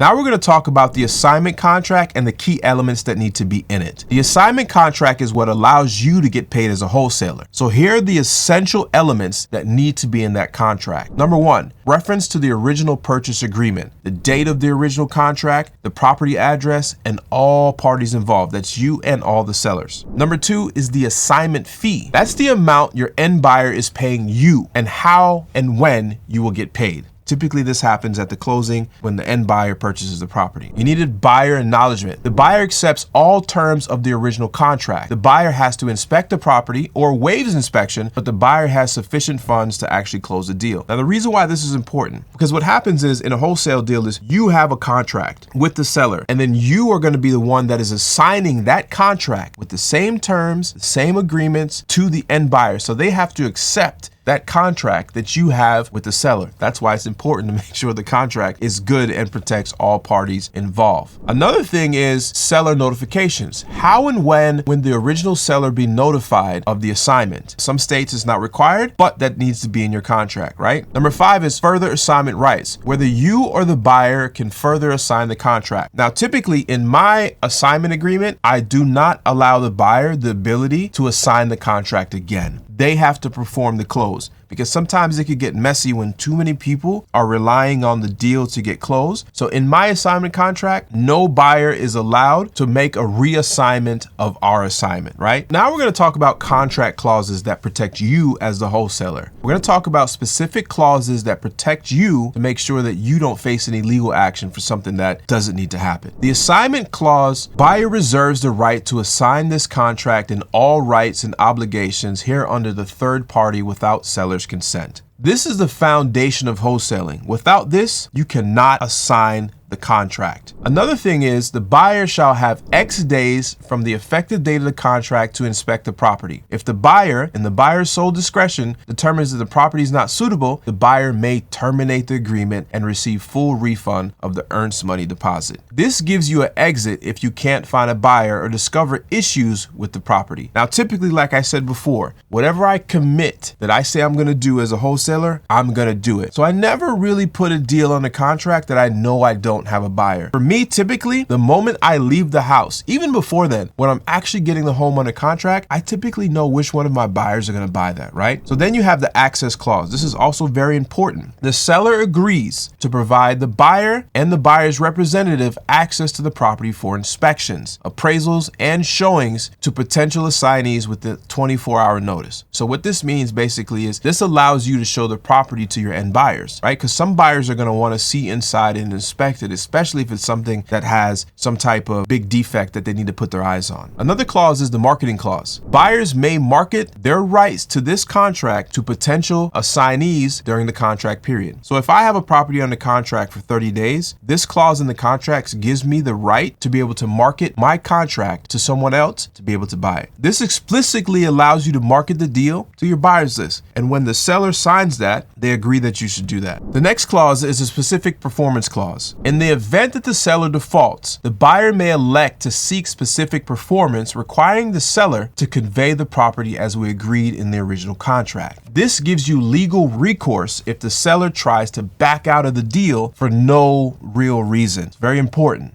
All right, now we're going to talk about explaining contracts to the seller. One of the biggest challenges for new wholesalers is explaining these contracts to sellers without scaring them off, right? And so here's my approach on how I talk to sellers when I'm explaining a contract. Number 1, I'm going to use plain language. This is a standard purchase agreement that gives me the right to buy your house for X amount of dollars. It allows me to bring in partners or other investors if I need to do that. Are you okay with that, Mr. Seller? Number 2, I want to focus on the benefits to them. This contract assures you'll get exactly X amount of dollars regardless of who ultimately buys the property. You don't have to worry about the repairs, there's no commissions, and there's no closing costs for you, Mr. Seller. Number 3, you need to be transparent about your role. I am an investor looking to make a profit on this transaction. I may bring in my partners who might be the ultimate buyer, but that doesn't change anything with the agreement that you and I have, and you'll still receive the same amount. Number 4, you need to address common concerns proactively, right? You might be wondering why I need the right to assign the contract. Now, this gives me the flexibility to bring in funding partners if needed, which is common in most investment deals, right? The seller might say, hey, why do you need the right to assign the deal? I say, listen, me and my partners, a group of investors, sometimes I buy the deal, sometimes they buy the deal, sometimes I buy a deal that they have. Sometimes I put the house under contract and I might have money tied up over here and they'll do it. Or sometimes we'll partner together. Sometimes his LLC and my LLC might be 50-50 on this deal, but it doesn't change anything that you have. But the key is to be honest without overwhelming them with a bunch of this real estate industry jargon, okay? Now, with technology, you can do some things that you used to couldn't do a long time ago. And this is the electronic signatures and remote remote closings. I love these because I travel a lot. You guys know I live in Dubai and I still do deals in America. So let's talk about the electronic signature and remote closings. Look, in today's digital world, you don't always need to meet the seller in person to get the contract signed. This has to be one of the best game changers for my business. Let me walk you through the exact process for handling this type of remote transactions, right? So first, you need a good electronic signature platform. Me personally, I use DocuSign. I think it's like the gold standard. I've been using it so long, I haven't really looked into any other type of electronic signature, but I use DocuSign for my contracts. But I know Adobe Sign has something, Dotloop also has something, and these are also solid options. But the key is to pick one and learn it inside out so you don't mess it up. When you're setting up your document for electronic signature, you need to pay attention to the details. Make sure that your signatures and your initial fields are clearly marked, right? Because you don't want any confusion. At the point of the sale, you want it to be as seamless and frictionless as possible, right? So you need to include the date fields, and it needs to auto-populate where people need to sign. And if you have multiple signers, set it up in symmetrical order, right? Meaning that the signing order so that the right person sign in the right order. So typically how that works, if you have 2 or 3 sellers, I'm gonna make sure the first seller signs all of it and then automatically sells to the third person. Then it automatically sends to whoever is in the deal, right? And you need to make sure it's done in that order, right? Here's how I walk my sellers through this process, right? I'll get them on the phone while they're reviewing the contract. This is something that most people don't do. And I'll say something like, I just sent you the contract via email. Can you check your inbox and let me know when you see it? And then I'm gonna guide them through each section, explaining what they're signing and get any questions that they have answered. Because it's important that they sign this document and we get it moving on the right road. Sometimes, especially when I'm dealing with older sellers who aren't that tech savvy, I'll do a screen share and literally show them where to click, where to sign, and the goal is to make it easy as possible for them. After they sign, I always follow up to confirm the completion. I'll send a quick text message saying, hey, I got your signature, thanks. I've attached a fully executed copy for your records. Hold on to this, you may need it later. And I do that because I want to acknowledge that they signed it, and I want to make sure that they have a copy so that they can look over and feel comfortable. You never want to sign something and then don't have a copy to be able to reference back. It just puts at ease at mind, right? Now for the actual closing, you've got several remote options. Mobile notaries, they can come to the seller's home to do all the paperwork. You can do a mail away closing. These work well for out-of-state sellers. And in some cases, you might use a power of attorney to handle the closing on someone's behalf. I've seen all of these in my years of wholesaling. You'll get to eventually witness and be a part of one of these remote closings as you do more and more deals. So this next part we're going to talk about is working with title companies and attorneys. Now this is important because this is where you actually get paid. So your relationship with title companies and closing attorneys is absolutely crucial when it comes to your wholesaling business. And let me explain why. But before I explain why, let me tell you the difference between a title state and an attorney state. North Carolina is an attorney state, meaning that attorneys are the ones who close real estate deals. In the state right next to me, Tennessee, it's a title state, meaning that title companies close the real estate transactions, right? So when I first started wholesaling, I didn't realize how important it was to work with investor-friendly title companies or attorneys, right? I learned the hard way when one of my deals almost fell apart because an attorney didn't understand the assignment contract and it didn't make sense to them at all. And I'll explain this in more layman terms, right? If you're looking for a doctor, right, you have general practitioners, which most attorneys are general practitioners, doctors that deal with a rare medical condition or a common medical condition. And then you have ones that deal with this specific, right? So just because you're a foot doctor doesn't mean you deal with, I don't know, gout of the foot, whatever. I'm just making something up. The point is that because you have a real estate title company or attorney company that does real estate, doesn't mean they understand or work with investors. And that's why it's important to be able to find the right closing partner, right? Let's talk about how you can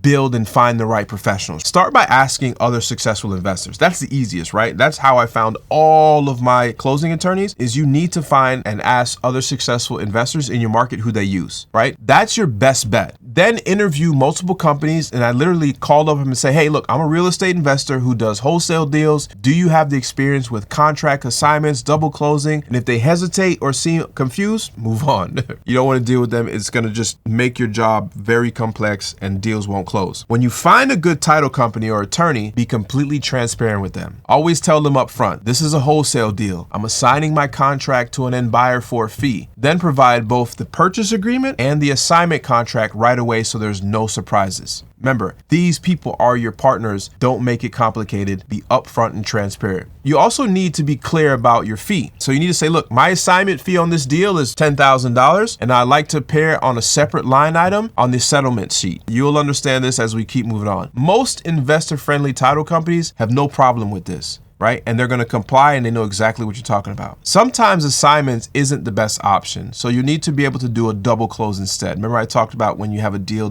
you're making so much on the assignment fee, you don't want your end buyer to get jealous or not do the deal because you're making so much money. This is where you actually need to buy the property and immediately resell it. You might choose this route if you want to keep your fee private or if your spread is very large like I talked about. For double closings, you'll need to understand the funding options like transactional funding or flash closes. These are short-term loans specifically designed for same-day purchase and sale. You're going to buy, you're going to sell, same day. You need to be aware of like the common title issues in wholesaling. Some lenders have seasoning requirements, meaning that the property must be owned for a certain amount of period before it can be resold. Some have deed restrictions that might prohibit quick resales. And some properties have assignment prohibitions built right into the title, meaning that I've never ran across it, but I've heard stories about it. That means you cannot do an assignment of this actual property. Let's talk about legal considerations and compliance. Let's get into the legal side of wholesaling. This isn't the most exciting topic, but trust me, staying legal and compliant will keep your business long term. It will keep you in business long term for sure. First, understand wholesaling regulations vary by state. Some states have specific laws about wholesaling activities. For example, in Illinois, they passed a legislation specifically addressing wholesaling disclosures. In other states like Oklahoma, there are specific requirements on how you can market your properties that you don't own. And this is becoming more and more common. Even my state of North Carolina is trying to pass a bill that does something similar. Disclosure requirements also vary by location. In some places, you need to be explicitly state that you're an investor looking to assign a contract, not a licensed agent. I always say that. So you need to check with your local requirements to make sure that you're following the rules and you stay compliant. Another thing to watch for is assignment limitations. Some jurisdictions have restrictions on how many deals you can do before they consider you an actual acting real estate broker. Speaking of brokers, you need to understand when wholesaling activities might cross into brokerage territory. Generally, if you're marketing a property itself rather than your contract rights, you might be stepping into broker territory. And remember, like I said, as a wholesaler, you don't own the home, you own a contract that gives you the right to purchase that home and you're selling that contract, right? So to stay safe, I recommend these practices. Always use proper contracts with assignment clauses. Market your contract rights rather than the property itself. Include disclosure languages in your marketing like we're not real estate agents, we're investors looking to assign our contract rights. Because remember, ethics matter too. Always provide full disclosures to all parties about your role and your intentions. Practice fair dealings by offering reasonable prices based on actual market analysis and never make promises you can't keep or timelines or outcomes. It's a no-no. Finally, keep good records. You need to maintain copies of all your contracts, save all your communications with your sellers and buyers, and document your marketing efforts. If the question ever arises about your business practices, it's your best defense. It will keep you out of jail. Not saying many people go to jail unless you're committing fraud, but keeping good records, being able to recall those records of the communication you had with the seller, the contract we had with the seller, the communication with the buyer, the assignment contract you had with the buyer, the communication that you had with your closing attorney or title company.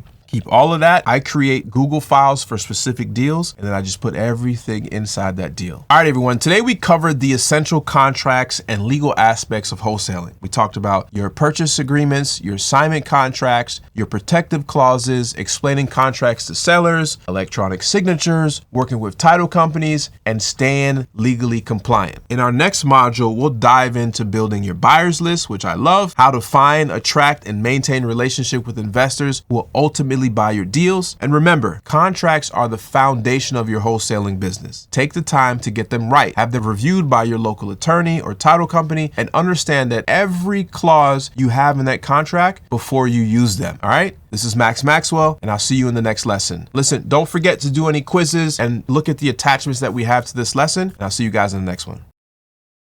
Hey, what's up, everybody? It's Maxwell, and welcome to Module 3, Lesson 1 of our Real Estate Wholesaling Fundamentals course. Today, we're going to dive into the most critical aspect of your wholesaling business, and that is building your buyers list. Actually, one of my favorite things as well. And I've said it many times, and I'll say it again. In wholesaling, your buyers list is your gold mine. Without quality buyers, you just are a person with a contract on a house and no way to cash it in. When I first started wholesaling, I didn't have a single buyer on my list. I was literally starting from scratch. I remember locking up my first deal and realizing I had no idea who I was going to sell it to. So I hit the ground running. I went to local REIA meetings, called every We Buy Houses sign I could find, and even posted ads on Craigslist. I was relentless. I'll never forget the first time I sold a deal in less than 24 hours. I had built enough relationships and trust with buyers that when I sent out the deal, my phone blew up. That's when I realized the power of having a strong buyers list.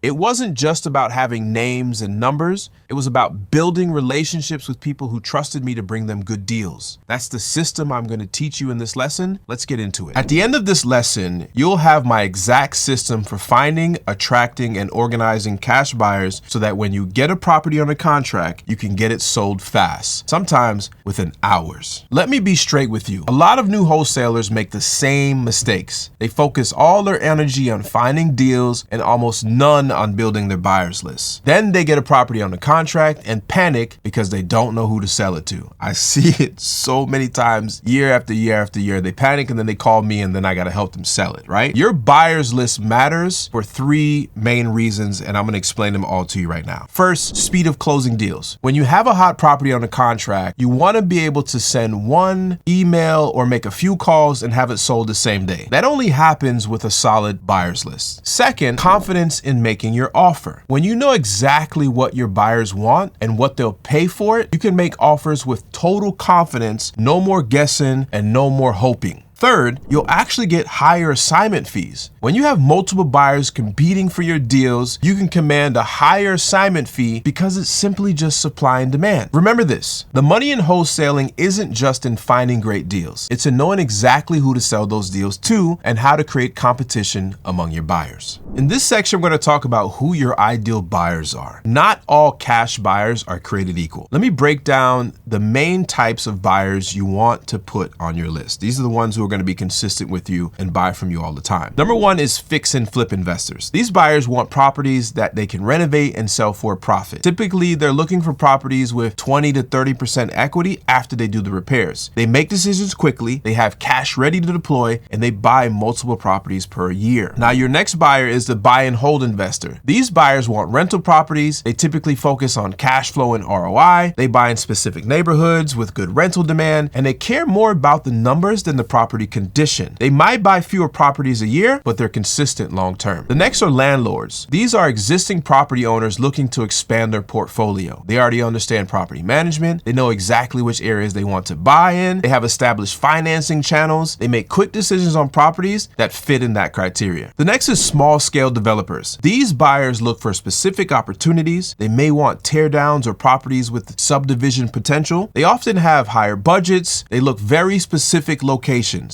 Then they might pay a premium price for the right property. The key is to understand what each buyer wants, their buying criteria, and their price point. I call this the buy box. This allows you to match the right deals with the right buyers. In my market, I've noticed that buy and hold investors are the most active right now, especially in neighborhoods with strong rental demand. They're looking for properties that cash flow well and are less concerned about cosmetic issues. Fix and flip investors are still around, but they're being more cautious with their numbers due to market shifts. Small-scale developers are also on the rise, particularly in areas with zoning flexibility or tear-down opportunities. So let me give you my top strategies for finding quality, and I mean good ones because that's what you're going to need, quality cash buyers. public record searches. Cash transactions leave a paper trail. You're going to search county records for cash purchases. You're going to look for non-owner occupied properties, and you're going to focus on investors who have bought multiple properties. You're going to track LLCs and companies that buy regularly. These are your guys who are so active in your market, right? Your number 2 strategy is real estate networking events. Go where the investors are. Local real estate investment clubs, foreclosure auctions, tax deed sales, and property management companies also are a good source. And the reason is because property management companies can tell you who's actively buying. It only helps them because they get to manage more properties. Strategy number 3, online platform using technology to connect with buyers, right? I'm talking about Facebook groups with local investors, LinkedIn to be able to have professional connections, and Bigger Pocket forums. Bigger Pocket's a website that is a forum that I used to use pretty regularly when I started out in this business. Not sure how active it is now. Bigger Pockets was a good forum. And then you want to check out your local real estate investment websites. Strategy number 4, partner with other wholesalers, build relationships with other wholesalers. It's that simple. You can co-wholesale deals, you can share buyer contacts with permission, and you can attend other wholesale specific networking events. I did this a lot when I was first starting. Strategy number 5, direct marketing to landlords, right? So you want to target existing property owners. You want to send them direct mail to out-of-state owners. You want to contact owners of multiple rental properties. You want to reach out to like property management companies that also help these out-of-state owners. The key is consistency.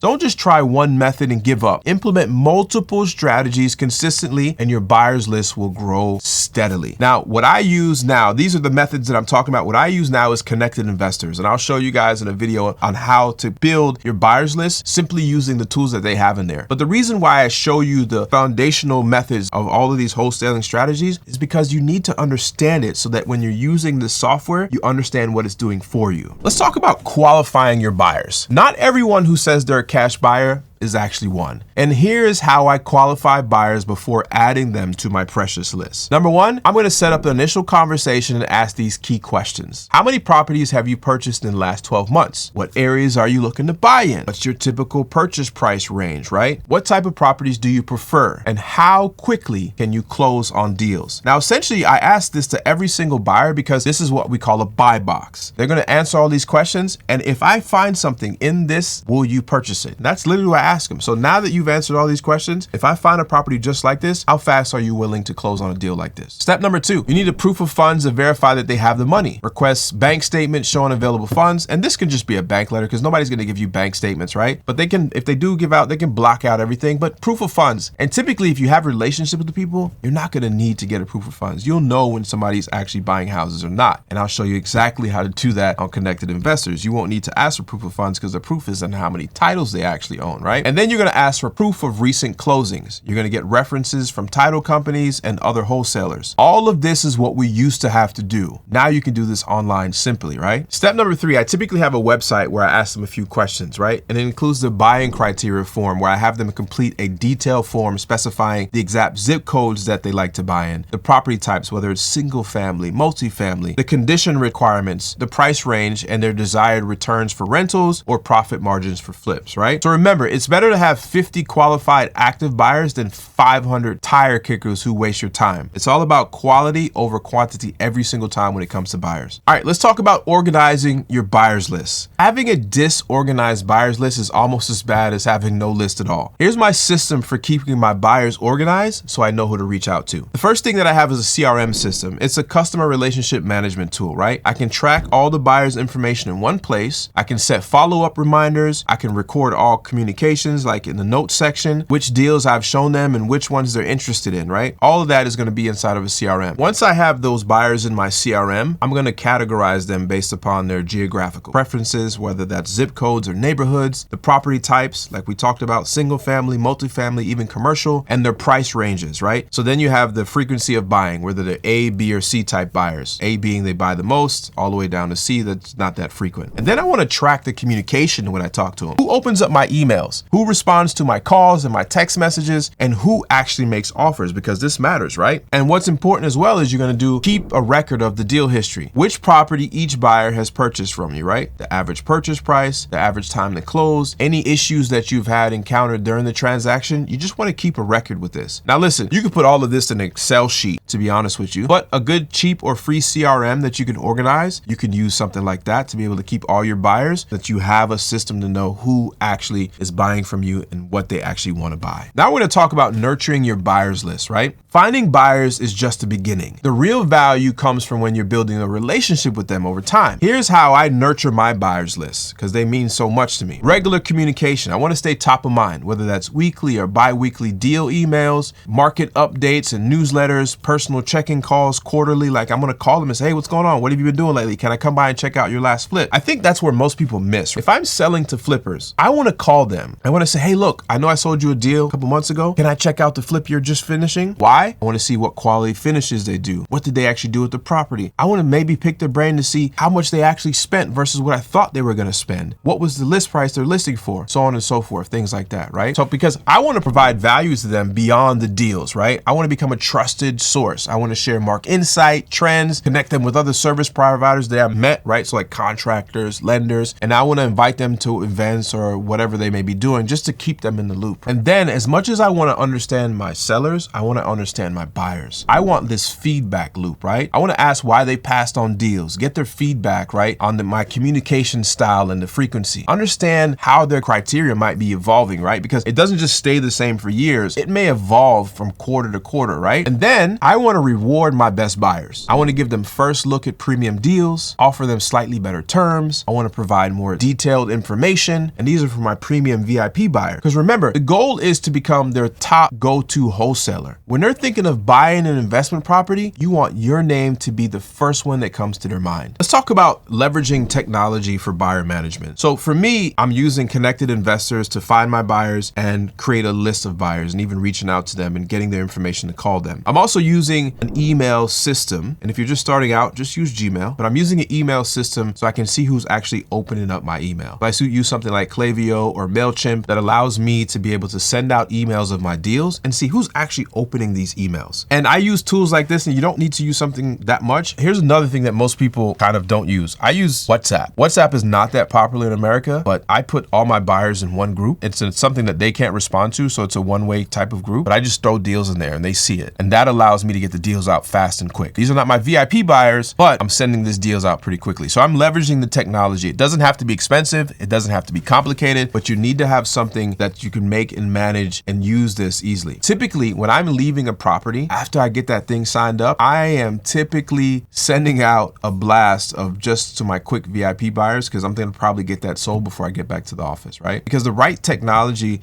makes managing hundreds of buyers as easy as it is to manage a dozen. That's where I want to use technology. As you grow your buyers list, it's worth investing into these systems pretty early on. Today, we've covered the essentials of building your buyers list, understanding the different types of buyers, finding quality cash buyers, qualifying them properly, and then organizing your list effectively and nurturing these relationships, and then leveraging the technology to make it all easy. In our next lesson, we'll dive into the effective deal presentation, right? How to showcase your properties in a way that get buyers excited and ready to make an offer. Remember, your buyers list is a living asset that grows in value over time. The work you put into building and managing it will pay dividends from years to come. Start implementing some of these strategies today, even if you don't have a deal yet. When that first contract comes in, you'll be ready to cash in quickly. Now remember, I've done some deals where wholesalers have come to me and I just utilized my buyers list and I got a part of the assignment fee just because I had a good buyers list. So implement some of these today, start setting some of this stuff up so you can start nurturing your buyers list and building a quality one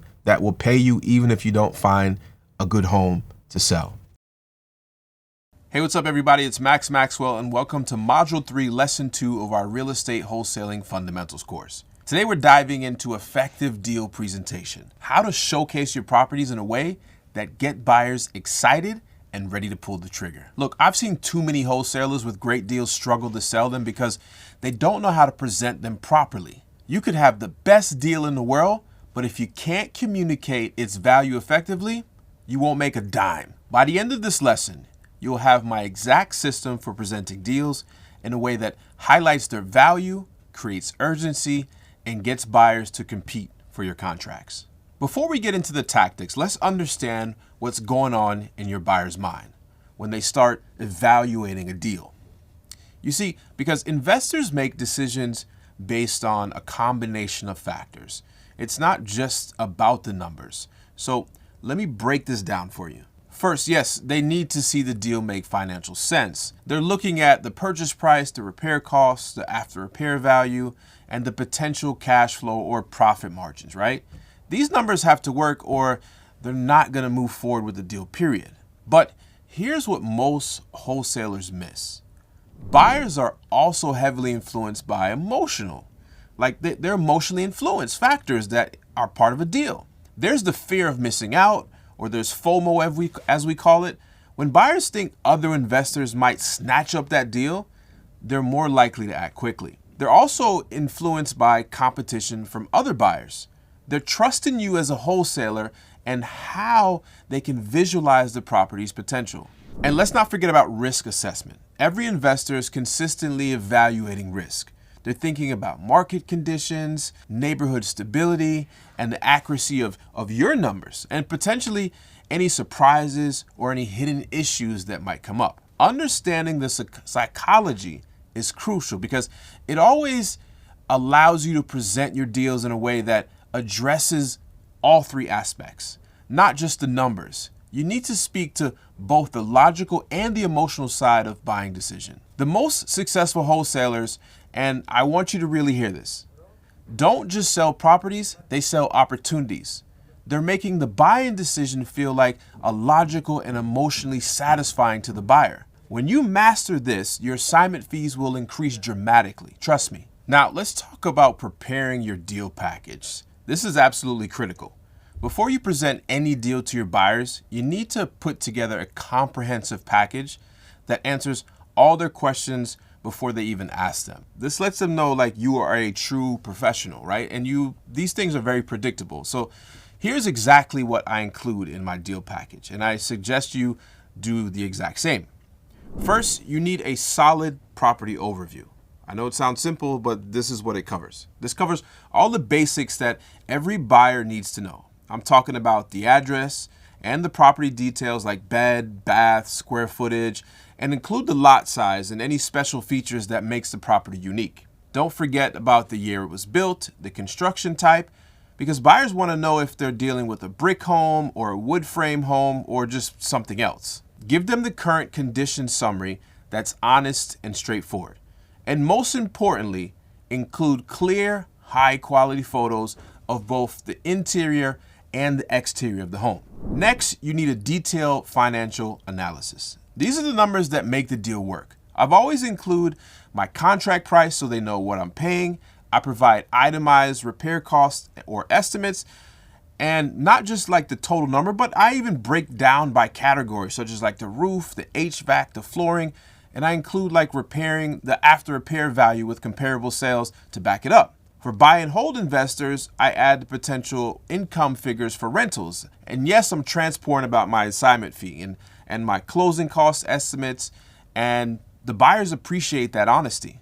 Third component is neighborhood analysis. This provides context that adds value to your deal. I include school ratings because investors need to know if there's a good school because that drives property values up.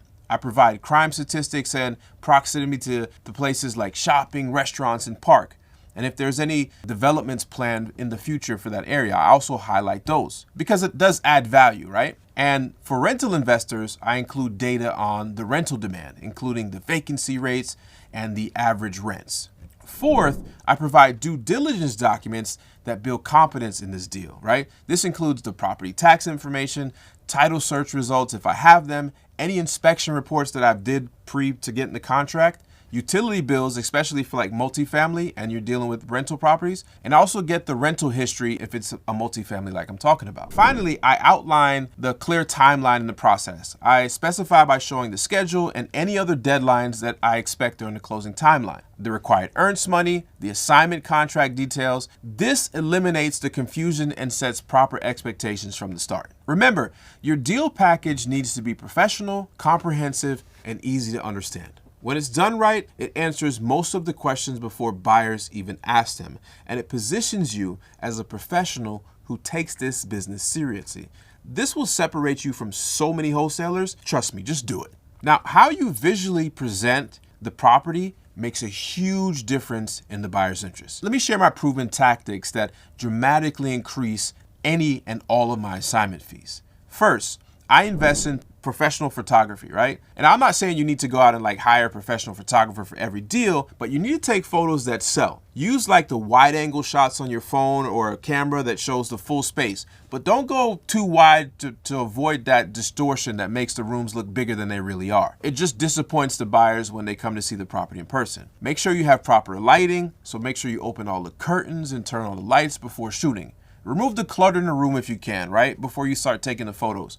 And clean the space as much as you can before you start taking photos. Capture the best angle for each room to highlight its features, and don't forget including the neighborhood shots for context. Buyers are not just buying a house, they're buying into the community that the house is in, right? Second, I create a video walkthrough. These are bringing the property to life in the ways that photos simply can't. When you do a video walkthrough, I narrate as I'm walking through, right? So I'm highlighting the features, and it might not be obvious in photos, right? I point out both the positive and the issues that need repair. This builds trust, and I make sure to show the surrounding areas, the neighborhoods, and not just the house itself. I keep my videos under 5 minutes, but make sure it covers the entire property, and I always send with a clear call to action. Call me today to schedule a showing and make an offer, because I want them to act. They're just not watching a YouTube video. One technique that has been incredibly effective for me is before and after visualizations, right? This helps a buyer see the potential in a property that needs work. I'll create a simple digital rendering of possible renovations, nothing fancy, like I just use AI, and then that just sparks their imagination. I'll show examples of similar properties or like after renovation, just to give them ideas, something down the street. I might include a floor plan modification suggestions, like if I'm turning it to 1 bath to 2 bath or something like that. And I often include like a comprehensive photo of similar flips in the area, and I just go to like realtor.com whenever that's possible. The goal of all these techniques is to make it as easy as possible for the buyer to visualize the property without even having to visit in person. When they can see the vision before they even step foot in the property, they're much more likely to make a quick offer. Typically, I sell my properties sight unseen to my buyers list. So once your deal package is ready, you need to get it in front of your buyers quickly and effectively. So let me walk you through the exact channels I use to distribute my deals out to my buyers list, right? So number one that everybody uses, email broadcasts. So these are the foundation of my deal sharing strategy. I maintain segmented lists based on buyer criteria so that I get it targeted to the right buyers. I'm not just sending every property to everybody. I use attention grab subject lines like new deal alert, 3-bedroom in Riverside, or 25% below market to increase the open rates of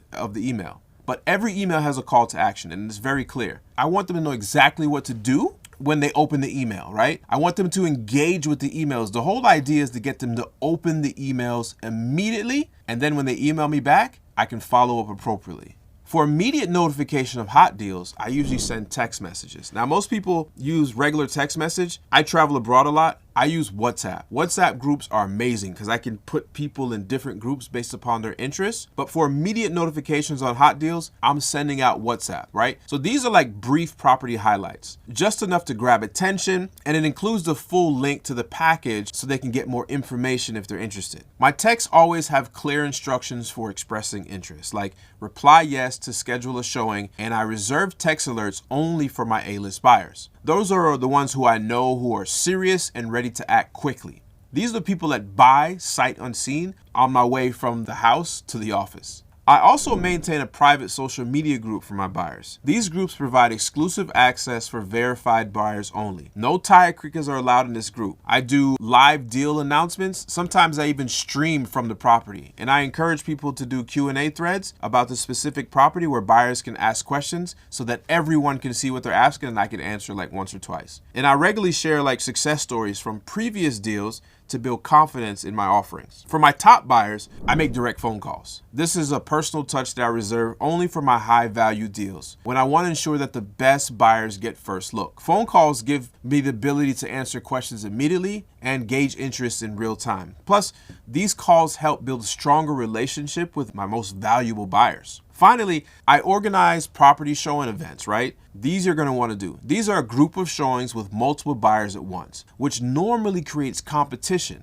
I set a specific time frame and create urgency, say something like Saturday from 10 a.m. to 12 only. And I make myself available on site during that day to answer any questions, and I have a clear process for submitting an offers right there on the spot. The key to all this is to use multiple channels simultaneously to create maximum exposure while still making your top buyers feel special with personalized communication, right? This multi-channel approach ensures no good buyer falls through the cracks. We want to make sure every single person that is eligible or would want to see this sees this thing. One of the most powerful ways to get buyers to act quickly and offer more is to create a sense of urgency and competition. Let me show you exactly how I do this.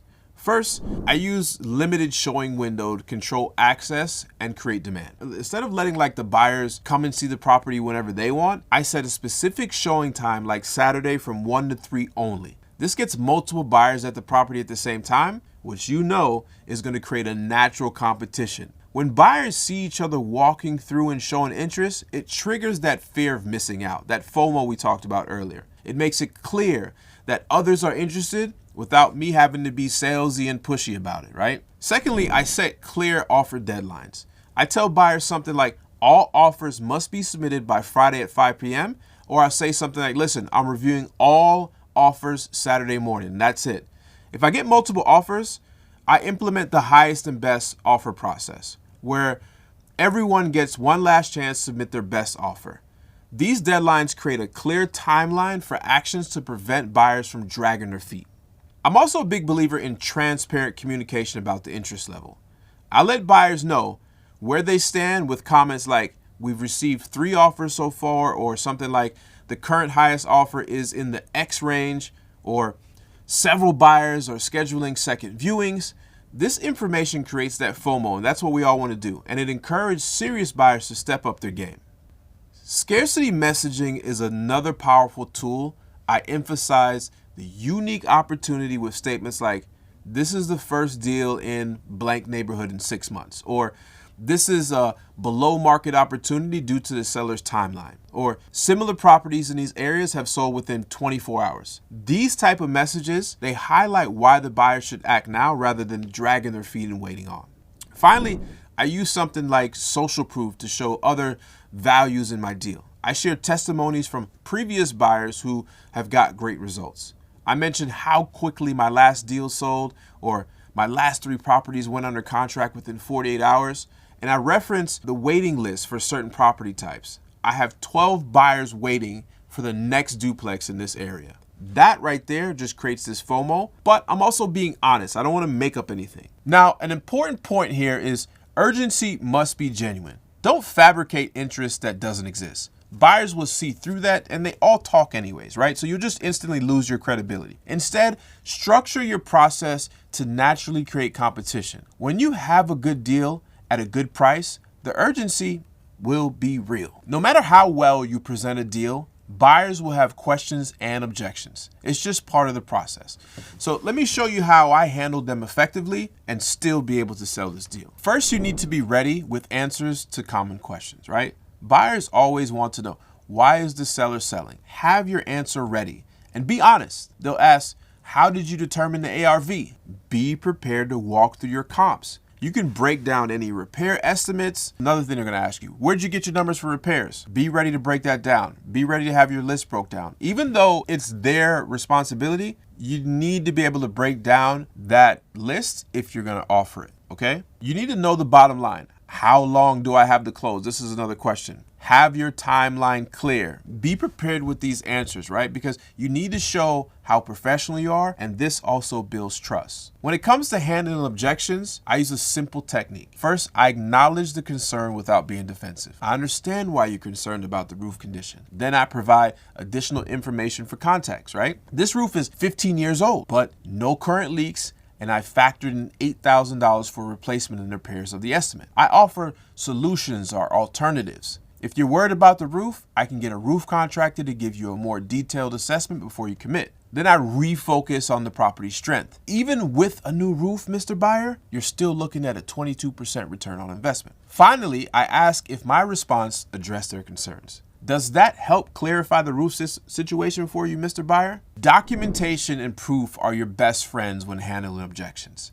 Have your comparable sales data ready to justify your ARV. Provide contractor estimates for major repairs so they know that your numbers are solid. Share title search results to address any concerns about the clean title, and have property history documented to show what's been done before to the property. And offer neighborhood data and trends to support the growth projections, because these flips take some time, and if it's a buy and hold investor, that's also important to them, right? Setting proper expectations is also crucial. Be transparent about the property's condition. Don't hide issues that are going to just come up later, right? Be clear about any timeline constraints if the seller needs to move quickly or any delayed closings. Disclose any title or occupancy challenges up front. Be open about your role and the fee structure, and make sure they understand the assignment process completely. Remember, the key is to be prepared, transparent, and solution-based oriented. Your goal isn't to win against objections, but to help your buyer make informed decisions. When you approach objections this way,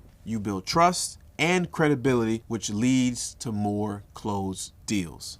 Once you have an interested buyer, you need to convert that interest into a signed contract. Here's my exact process for making this happen every single time. First, I make the next step crystal clear. I tell them exactly what needs to happen, right? So I say, here's the assignment agreement that you need to sign. The earnest money needs to be $5,000 deposited by Wednesday. We'll need to close by June 15th to meet the seller's timeline. Here's the title company contact information so you can get your closing process started, because clarity eliminates hesitation and keeps the process moving forward. I also make the paperwork as simple as possible. I pre-fill any assignment agreement with all the key information that's already included, right? They just need to review and sign. I offer electronic signature options for convenience. I provide clear instructions for the earnest money deposit, like exactly where it needs to go and by when. And I give the checklist, any required documentation, so nothing gets missed. Like, you gotta make it super simple, stupid.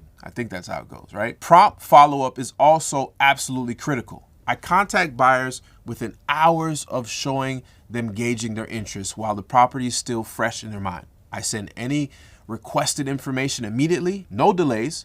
I check in daily during the decision process to answer questions to keep the momentum, and I make myself available for last-minute questions, even outside business hours if necessary. Not that we really have business hours, but yeah.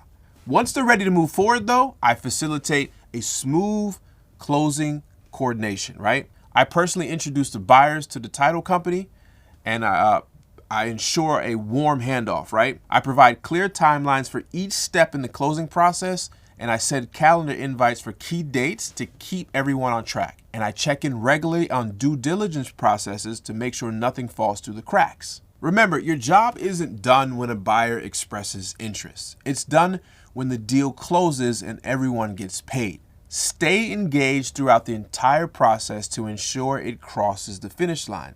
You are the quarterback of this transaction. It's important that you solve problems, and this is why we have the opportunity to be wholesalers. Today, we've covered the essentials of effective deal presentation, understanding the buyer's psychology, preparing comprehensive deal packages, and powerful presentation techniques. Distributing deals through multiple channels like WhatsApp and email and Facebook, creating urgency and competition, handling objections, and closing the deal successfully to get that check. All right, so in our next lesson, we'll be diving into the closing techniques, the specific strategies, and the tactics that help you get the deal across the finish line, even when challenges arise. And remember, they will.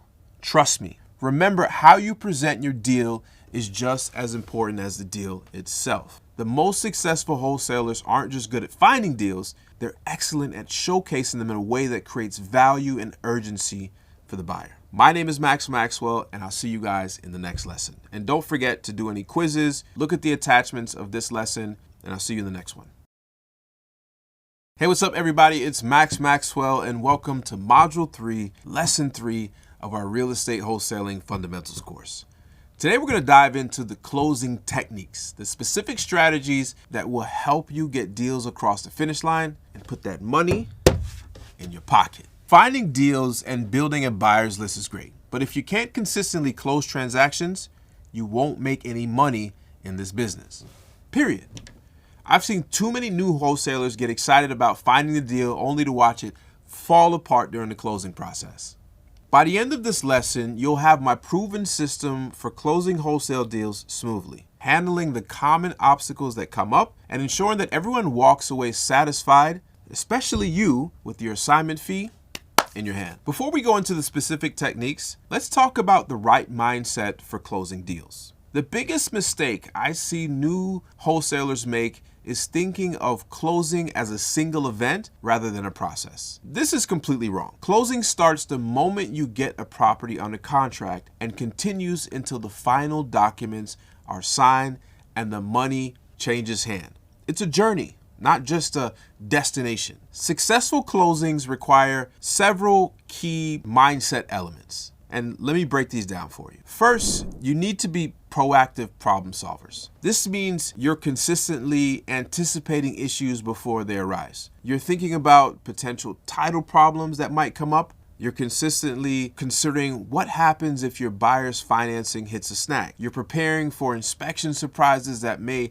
derail the deal, and you're always watching for signs of buyer's hesitation so you can address those concerns before they become deal killers. Second, you need to maintain clear communication with all parties. I'm talking about regular updates to the seller so they know exactly where things stand at the moment. You need to be transparent timelines for the buyer so they can plan accordingly. Open lines of communication with the title company or attorney to catch issues early. And the documentation of all conversations so there's no confusion about what was said or what was agreed to. Now, that is very important. Trust me. Documentation of your conversation. Third, you must project unwavering confidence throughout that process. You need to be the authority on the transaction, the person everyone looks to for guidance. Even when challenges arise, and they will, you need to project certainty so that everything will work out. Focus on solutions, not on the problem. And never, ever show panic or desperation, even if you're feeling it inside, right? It's been there. Your confidence keeps everything together. You're literally the quarterback of these transactions. Finally, you need to have a persistent follow-through on every detail. This means tracking of all deadlines, commitments, to ensure nothing falls through the cracks, following up consistently with all the parties, sometimes even daily if needed, right? Verify that the required actions are actually complete and not just promise, because that happens a lot too. And being a driving force that keeps the deal moving forward when others might be trying to stall it. Remember, your job as a wholesaler isn't just connecting the buyer and the seller, it's to quarterback the entire transaction from contract to close. You're the one that's making sure everything happens on time and as you agreed to the actual seller and the buyer. Now, let me walk you through the ideal closing timeline and how to manage each phase. Having a clear timeline keeps everyone on track and helps you identify potential delays before they derail that deal. Let's break down this into 5 distinct phases, right? Phase 1 is what I call contract to assignment, right? This happens 1 to 3 days after getting the property under contract. During this critical first phase, you need to take immediate action, right? Order the preliminary title work. Don't wait on this. Send it to the attorney right away. Schedule any property inspections if you need to verify the conditions. Prepare and distribute your deal package with all the information that buyers will ever need. We talked about that before. And begin your buyer outreach to get the property in front of potential buyers quickly. That's your first phase. Your second phase is the buyer selection. Typically, this is between day 4 and 7 after you get the deal. This is where where finding the right end buyer for your deal matters, right? You'll conduct property showings, either individually or in groups. Like I talked about before, I like groups because it saves me time and it creates urgency. You'll field questions from potential buyers about the property, the neighborhood, and the numbers. You'll collect and evaluate offers as they come in. And finally, you'll select your buyer and execute the assignment agreement and lock them in. Now, phase 3 is the due diligence period. This is usually between like day 8 and day 14. During this phase, you're supporting your buyer's evaluation of the property. You'll facilitate like any additional property access that they may need for inspections or to get contractor bids. You'll provide any requested documentations they need to be able to do their own due diligence, and you'll address any issues discovered during these actual inspections. And there's almost always a surprise when you do inspections, right? And you'll confirm your buyer's continued commitment to funding and making sure it still goes through and the deal stays solid. Phase 4 is closing preparation. Typically, this is between day like 15 and day 21. Now you're getting ready for the finish line. You'll coordinate closely with that title company or attorney company, whatever you are in your state, to make sure that everything is on track. You'll ensure that all the parties have submitted the required documents, and this is often where delays happen, right? The seller needs to get the signature here, or this clearance, or the buyer forgot to do this, blah, blah, blah. The buyers are pretty smooth if you have current buyers, right? But this is often where the delays happen. You'll confirm the closing date and the location with everybody involved, and you'll prepare for any potential last-minute issues and having backup plans ready. You're going to need those. You'll get used to this. Phase 5 is closing day itself. This is where your hard work is going to pay off. You'll verify the funds have been received by the closing agent before the proceeding. You'll review the final settlement statement to ensure that your fee is right there on that HUD. You'll attend the closing in person, or you'll be available by phone if any issues or last-minute questions come up. And you'll confirm a successful recording of the documents and disbursements of funds for the deal to be considerably like truly done, right? The disbursement of funds is when you get that email from the closing agent. They're like, listen, deal recorded, funds have been dispersed. That's like, all right, cool. I'm happy now. Deal's done. That's when the deal's officially done. The key to making this timeline work is to stay ahead of it, right? Consistently pushing the process forward rather than letting it drag on. Every day a deal stays open, another day something can go wrong. I always look to like compress the timeline whenever it's possible, while still giving everyone enough time to complete their necessary task. Your relationship with title companies and closing attorneys can be absolutely like make or break your deals. Let me show you how to work with them effectively to ensure a both smooth closing and repeat business, so you don't have to change title companies, right? Building a strong relationship with these professionals is your first priority. You want to become a valued client, not just another transaction. I recommend meeting them in person before you even need their services. Stop by their offices, introduce yourself, or maybe even have another investor introduce you to them so that you're even more verified. But you need to let them know you're an active investor. Take time to understand their preferred process, because everyone's different and every title company has their own way of doing things. You want to refer other business to them when possible, right? This makes you more valuable to them. And always treat their staff with respect. The person answering the phones often has more influence on how quickly your deal closes than you might think. Trust me, some flowers and some donuts or some treats or some chocolate goes a long way. Clear communication about your deal structure is essential. Many title companies don't handle a lot of wholesale transactions, so you need to make sure that they understand exactly what they're doing. Provide both the purchase and the assignment agreement up front so they can see the complete picture. Take time to explain the wholesale structure if they're unfamiliar with it, but I recommend getting someone who is. Be completely transparent about your assignment fee. Trying to hide that actually creates more problems than you ever want. So be upfront about it, right? And clarify who pays which closing costs so that there's no confusion when you're sitting at the closing table. Document preparation and collection is another area where you can shine like a star. Help them help you by submitting clean, eligible contracts. No handwriting scribbles or coffee stains. Provide complete contact information for all parties involved in the transaction. Follow their guidelines, because every attorney or every title company is going to have a different type of guideline that they like to follow, right? So get their exact thing that they like to follow and respond quickly to any requests or any additional information on the same day. Finally, approach title issues as a problem resolution partnership. Ask for their expertise on like title issues, because they deal with these type of problems every day. Involve them early when problems arise rather than trying to have them solve everything yourself or at the closing table. Consider their suggested solution seriously. They often know the fastest path to a resolution, and thank them sincerely when they go above and beyond to help you close a difficult deal. You have to remember that the title companies and the attorneys see hundreds of transactions. So when they suggest something, it's usually based on experience. Listen to them, but also make sure they understand the unique aspect of wholesaling. Sometimes you'll need to educate them on why certain approaches work better for investment transactions than traditional home sales.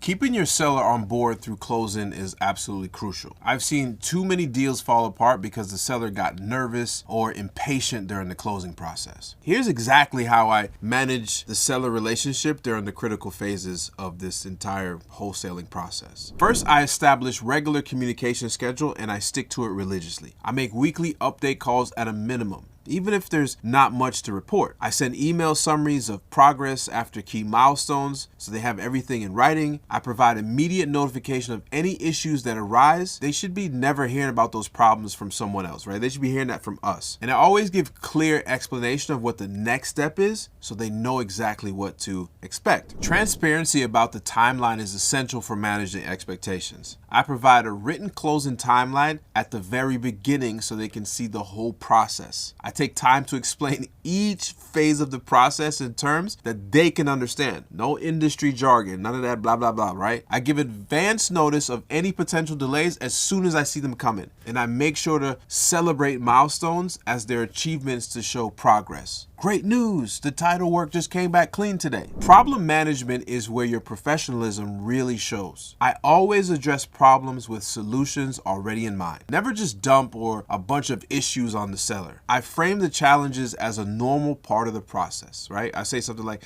this comes up about 20% of the transaction and here's how we handle it. I keep the focus on the end goal of closing rather than the dwelling on the obstacle that we have in front of us. And I consistently reassure them that my commitment to closing, right? I'm working on this every single day and I'm confident we'll get this closed as planned. Finally, I make their part in the closing preparation as easy as possible. I remind them exactly what to bring to closing, the IDs, the keys, whatever, etc. I explain the closing process step by step so there's no surprises. I address any last minute questions they have, no matter how small. I coordinate all the logistics like time and location and the convenience, everything. I give them everything to make sure that they have, that is the smoothest transaction they've ever had in their life. Not only do I want this one to go through well, I also want them to tell friends so you can have repeat business. Like, oh, this guy was very professional, right? Remember, for many sellers, this is emotional and unfamiliar process. They may only sell like 1 or 2 houses their entire lifetime. Your confidence and communication can make all the difference in keeping the deal on track. When sellers trust you to handle the process professionally,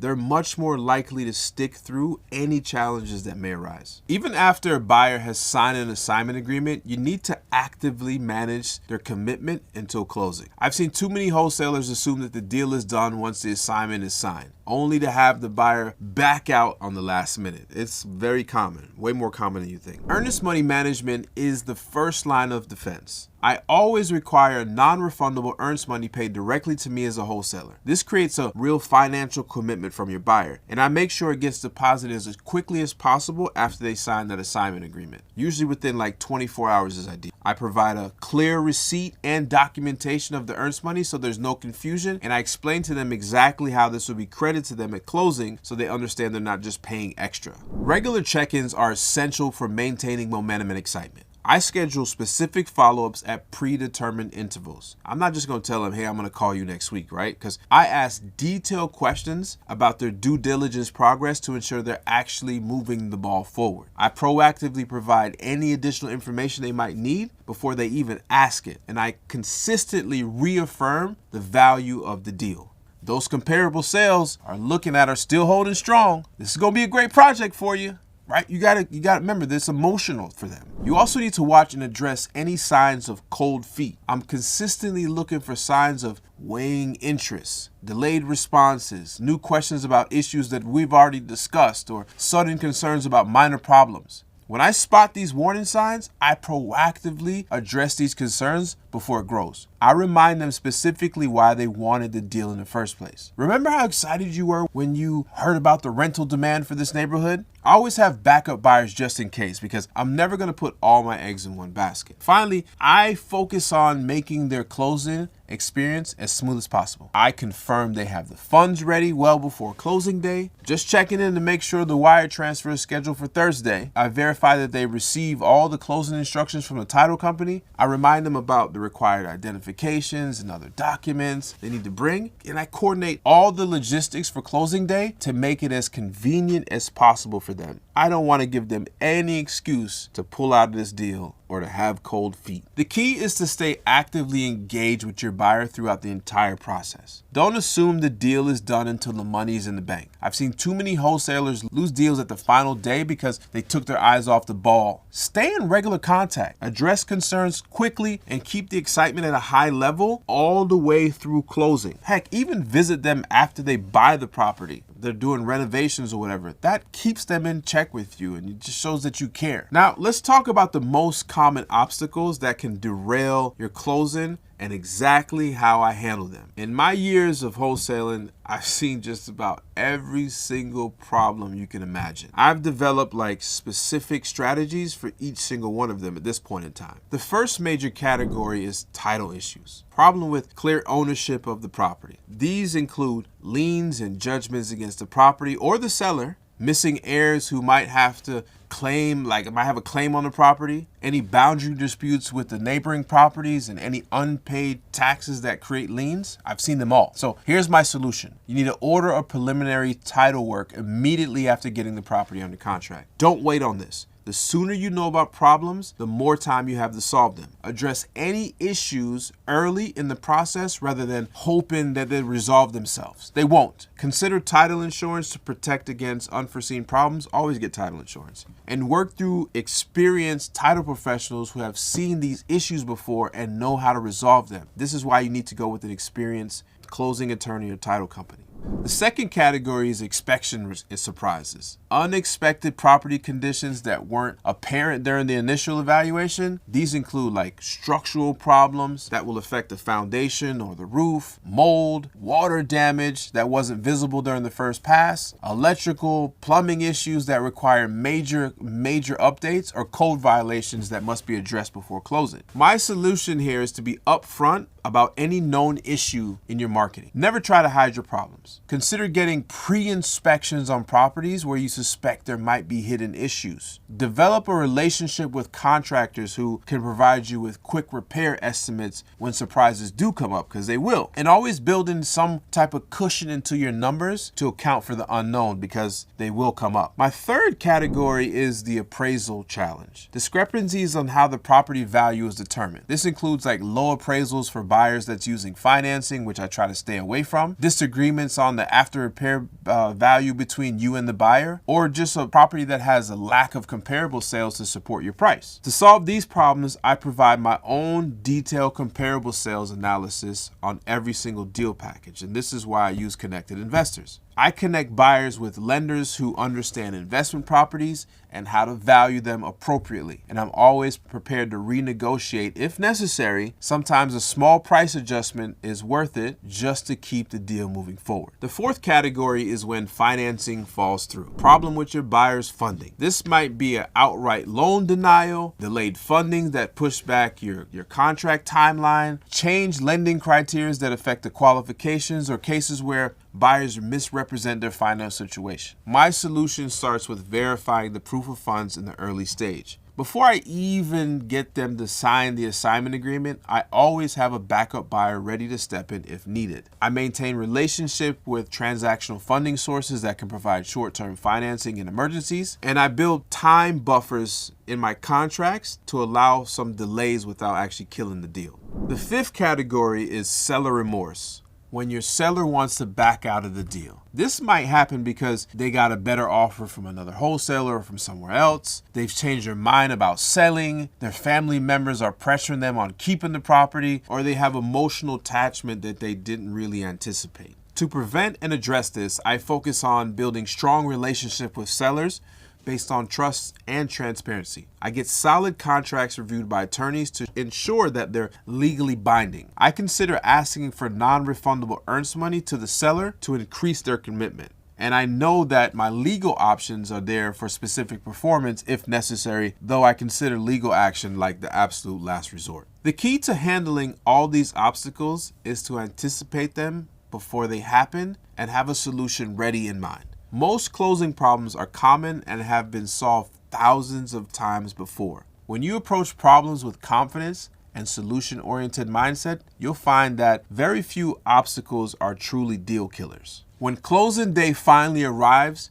you need a systematic approach to ensuring everything goes smoothly. Here's my detailed checklist that I use for every transaction. For pre-closing verification, I confirm all elements are in place before anyone sits down at the closing table. I verify that the closing location and the time with all parties the day before. I confirm that all parties will attend in person or have some type of arrangement to sign remotely. I check with the title company that the funds are received or scheduled to be arriving on time, and I review the settlement statement for accuracy, paying special attention to that assignment fee or any prorations. For document preparation, I make sure everything is ready that might be needed, right? I bring copies of all the contracts, both the original purchase agreement and the assignment. I have my ID and any business formation documents that I may need, especially because I'm closing under an LLC or a corporation. I bring the complete contact information for all parties in case someone needs to be reached out quickly. And I have a backup copies if any documents in case something is missing from like the company's file or something like that. When it comes to closing attendance, I have a strategic approach. I personally attend in person for complicated deals where issues might arise, or I consider scheduling separate closings for the buyer and the seller, which I do most of the time if there's any tension between them. I really don't even let them see each other. If I can't attend in person, I make sure that I'm available by phone or throughout the closing timeline, right? And for simple, straightforward deals, I might send a representative then from my team versus actually attending myself.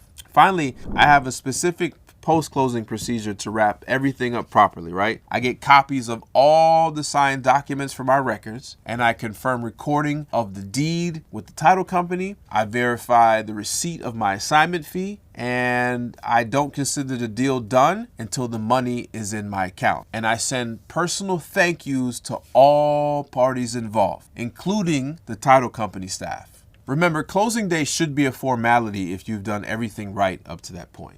It should be the easiest part of the whole process, but still be prepared for those last minute issues and ready to solve them quickly, because this could just push the deal out farther. I always expect something small to go wrong, and I'm pleasantly surprised when nothing doesn't. The most successful wholesalers don't reinvent the wheel for each closing. They build a system that ensures consistent results. Let me show you exactly how to systematize your closing process so that you can scale your business. Start by creating document templates for everything that you use regularly. This includes assignment agreements customized for your business, including checklists that covers every step of the process, communication templates for updating the seller and the buyer, and due diligence questionnaires for your buyers to complete. Having these templates saved and ready, it just saves enormous time for you to ensure that you don't forget important details. Next, develop process checklists for every phase of the closing. I have a detailed contract to closing timeline that shows exactly what should happen each day. I have specific title work ordering procedures that my team follows up for every single deal. I use a buyer qualification process that ensures I'm only working with serious funded buyers. And I have a closing coordination checklist that tracks the moving pieces as we approach that closing day. If you have a team, clearly define the roles and responsibilities for the closing process. Specify exactly who communicates with the seller through the process, determine who manages the buyer relationship and answers their question, and decide who coordinates with the title company on documentation and scheduling, and establish who handles the document preparation and review. Clear responsibilities prevent things from falling through the cracks. Finally, integrate technology to stay organized and efficient. I use transaction management software to track every deal from contract to closing. I have a document storage system that keeps all the paperwork organized and accessible. I use communication tracking to record every interaction with the seller, the buyer, and all the service providers, and I set up calendar reminders for key dates and deadlines so nothing is missed. The goal is to make closing so systematic that it becomes predictable and repeatable, regardless of any of the specific deals or parties involved. When you have a solid system in place, you can handle multiple deals simultaneously without dropping the ball on any of them. This is how you scale from doing a few deals a year to dozens. Today we covered the essentials of the closing techniques for wholesaling: the right mindset, managing the closing timeline, working with title companies, keeping sellers and the buyers committed, handling common obstacles, executing closing day, and building systems for consistent results. In our next module, we'll dive into deal coordination and closing, starting with managing the closing process, the specific steps and procedures that ensure smooth transaction all the way from contract to closing. Remember, your ability to consistently close deals is what separates successful wholesalers from the ones who struggle. It's not enough to find deals and buyers. You need to quarterback the entire process all the way to the finish line. The money isn't made when you get a contract or even when you find a buyer. It's made when you actually close the deal and cash that check. This is Maxwell, and I'll see you in the next lesson. Don't forget to take any quizzes and see the attachments if there are any to this lesson. Hey, what's up, everyone? It's Maxwell, and welcome back to the Real Estate Wholesaling Fundamentals course. This is Module 4, Lesson 1, and today we're going to dive into something that separates the amateurs from the professionals in this business: the science of deal analysis. In the previous modules, we covered, how to find motivated sellers, how to select profitable markets, and how to build your buyer network. But here's the truth. None of that matters if you can't accurately analyze a deal and determine whether it's worth pursuing. When I first started wholesaling, I lost out on a lot of deals because my analysis was based on guesswork and hope rather than science and data. I estimated repair costs without the systems, and I pulled comps that actually didn't compare. And I made offers based on what felt right. That approach cost me thousands of dollars and countless wasted hours. By the end of this lesson, you'll have a systematic framework for analyzing potential deals that take the guesswork out of the equation. You'll know exactly which numbers matter, how to calculate them accurately, and then how to have that confident no-go or go decision based on data rather than emotions. This is where the rubber meets the road in wholesaling. So let's dive in. First, we're going to talk about the after repair value. This is what the property will be worth after all necessary repairs and renovations are completed. This is the number your end buyer, typically a fix and flip investor, will use to determine their potential profit. Getting this wrong is the fastest way to lose credibility with buyers and kills deals. Second is repair costs. This is how much it will cost to bring the property up to the condition where it can achieve that ARV. Underestimating repairs is one of the most common mistakes new wholesalers make. Third is your holding costs. These are the expenses your buyer will incur while they own the property. Things like insurance, utilities, property taxes, and loan repayment. These add up quickly, and they can eat into the profit margins for your fix and flip investor. Fourth is closing costs. These include title fees, transfer tax, attorney fees, and other expenses associated with the closing transaction. You need to account for these both when you buy from the seller and when your buyer purchases from you. Fifth is your wholesaling fee. This is what you'll make on the deal, the difference between what you pay the seller and what your buyer pays you. Understand what fee is reasonable based upon the deal specifics is very, very crucial. Number 6 is buyer's minimum profit. This is what your end buyer needs to make on a deal for it to be worth their time and risk. The different buyers have different requirements, but you need to ensure there's enough meat on the bones for them. When I started, I focused exclusively on the purchase price and ARV, ignoring and guessing all the other numbers. That approach led to deals falling apart at the last minute when buyers realized the numbers actually didn't work. I remember one of my early deals. I had a property under contract for $65,000 that I thought was worth $120 for the repairs, ARV. I estimated $20,000 in repairs, and I thought if I make a quick $15,000 wholesaling fee. I hadn't properly calculated the holding costs, the closing costs, and considered the buyer's minimum profit requirement. When the buyer ran the numbers, they realized there wasn't enough profit margin and I couldn't move forward with the deal. I had to cancel the contract and damage my relationship with the seller. That experience taught me that successful wholesaling is about finding properties with big spreads between the purchase price and ARV.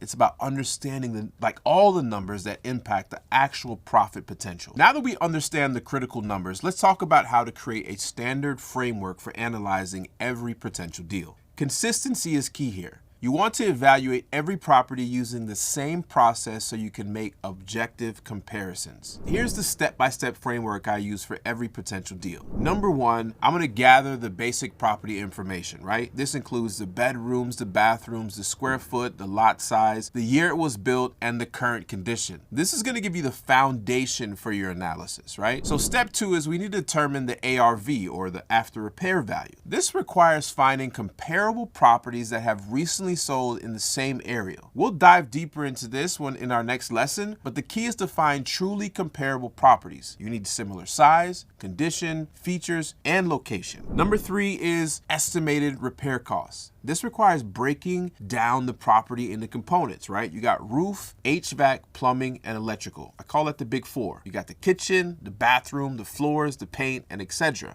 And estimating that cost can bring that property, it brings it up to marketing standards. In the beginning, partnering with a contractor or an experienced investor to help you with this until you develop your own expertise is absolutely critical. Number four, you want to calculate the holding costs. Estimate how long the renovation will take and calculate the monthly carrying costs, mortgage payments, insurance, utilities, taxes, and multiply that by the number of months. That's going to give you your carrying costs. Number five is you want to calculate the closing costs. These are typically run between 2 and 5% of the purchase price, depending on your market. Include the costs for both transactions, your purchase from the seller and your buyer's purchase from you. That's very important. Number six, you want to determine your buyer's minimum profit requirement. Typically, it's 15% of the total project costs, and the cost is the purchase price, the repairs, the holding costs, and the closing costs for a fix and flip investor, right? 15 to 20% for sure. Number seven, you want to calculate the maximum allowable offer. Now, this is called the MAO. This is the ARV minus repairs, minus the holding cost, minus the closing cost, minus the buyer's profit, minus your wholesaling fee, right? That sounds like a lot, but you'll get very good at this very quickly, right? Here's where Connected Investors really adds value to my decision-making process. This buyability score of 210 is analyzing multiple data points, comparable sales, market trends, property condition indicators, and location factors. But remember, this score is just one factor in my systematic framework. I still need to calculate my maximum allowable offer using the formula we just covered: ARV minus repairs, minus holding costs, minus closing costs, minus buyer profit, minus my wholesaling fee. The platform provides comprehensive data, but I provide the investment analysis and final decision.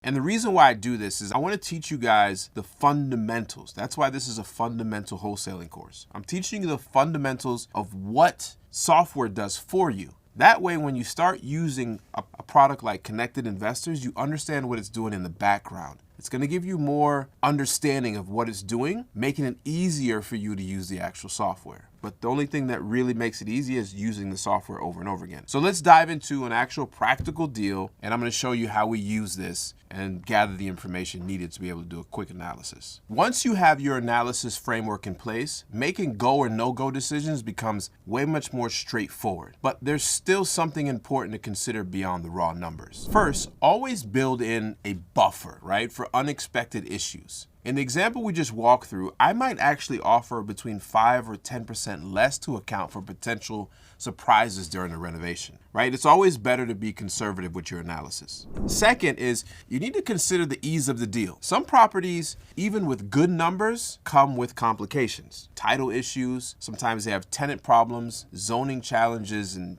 much more, right? These factors could influence your decision and potentially your offer price. Third, you need to think about your buyer pool. Do you have buyers who specifically want properties in this area of this size or with these characteristics? The stronger your buyer interest, the more confident you can be moving forward. Number 4 is you need to assess the competition. In hot market with a lot of wholesalers, you might need to be more aggressive with your offer when you structure deals, right? You got to be more aggressive to even secure them. In a less competitive market, you might have more room to negotiate. When I'm on the fence about a deal, I asked myself these questions. If I had to keep this property myself, would these numbers still work? Would I be comfortable presenting this deal to my best buyer? Is there something unique about this property that adds value beyond the actual numbers? Or do I have a backup exit strategy if my primary plan falls through? If I can't answer these questions positively, I simply walk away. There's always going to be another deal. So let me show you how I use the buyability score inside of Connected Investors to help with these quick decisions. This feature right here in Connected Investors, it really analyzes multiple factors about the property and gives you a score that helps you prioritize which deals to actually pursue.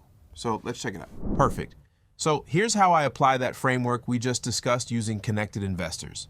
I'm looking at this property at 4801 Indiana Avenue in Winston-Salem. The platform shows an estimated value of $175,000. That's my starting point for ARV.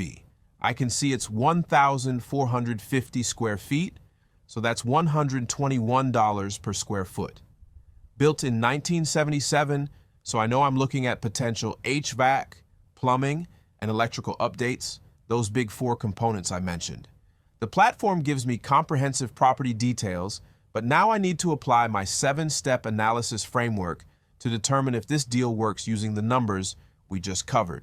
What I appreciate about this feature is that it combines data with experience. The platform provides objective information, but I still apply my market knowledge and my investor relations to make that final decision, right? The software is good, but I'm the final decision maker because I have market knowledge and I just know what the investors like. Before we wrap up, let's talk about the most common analysis mistakes, right? I see wholesalers make mistakes that I've made myself and learned from the hard way. First is overestimating the ARV. This is the deadliest mistake because it affects every other calculation, right? Be conservative with your ARV estimates and make sure your comps are truly comparable. Software is going to help you do that. Second, you need to understand repair costs. Walk through properties thoroughly and account for everything that needs to be fixed. When in doubt, assume it will cost you more than you think. Third, ignoring the holding costs. These silent killers can turn a seamlessly profitable deal into a loser. Always factor them into your analysis. Fourth is not accounting for your buyer's profit. Remember, your end buyer needs to make money too. If there's not enough profit for them, the deal won't move. Fifth is analysis paralysis. While thorough analysis is important, some wholesalers get stuck gathering more and more data without ever making a decision. Set a time limit for your analysis and stick to it. Use the software. It's going to help you a lot. All right, 6 is emotional decision making. Falling in love with the property or feeling pressured to make the deal work can cloud your judgment. I've done it myself, trust me. But just trust me on this one. Let the numbers guide your decision. I remember a deal when I ignored several of these principles because I was excited about the property. It was in a great neighborhood that rarely had any inventory, and I jumped at that opportunity without doing a proper analysis. I overestimated the ARV by like 15% and underestimated the repairs by like $20,000, right? You can guess the results, right? I couldn't find a buyer at my contracted price, and I had to renegotiate with the seller.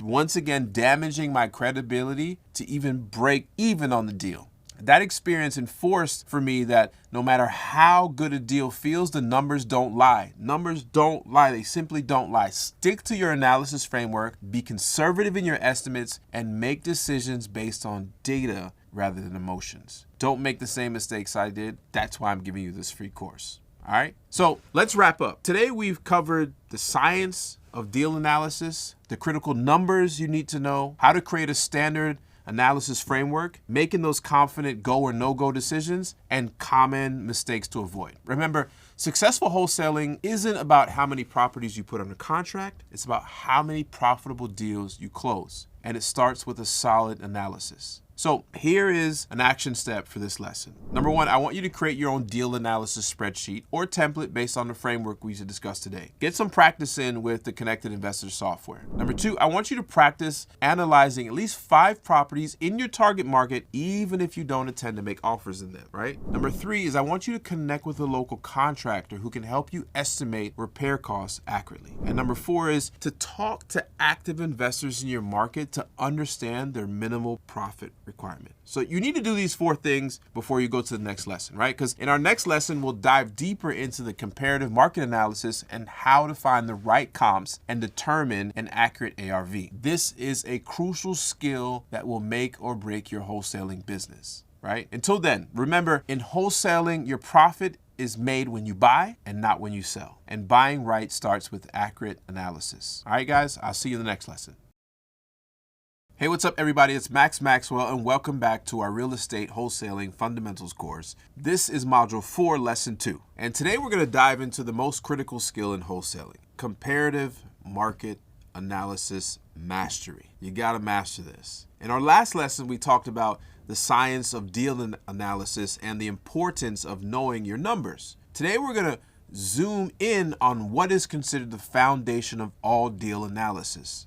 And that's determining an accurate after repair value, or ARV as we call it, through proper comparative market analysis. Here's the truth. If you get the ARV wrong, everything else in your analysis falls apart. You can be perfect on your repair estimate, your holding costs, and everything else, but if your ARV is off, you're building your deal on a foundation of sand. When I first started wholesaling, this was my biggest weakness. I'd pull comps that weren't truly comps, and then I overestimated property values and ended up with a deal that buyers would not touch.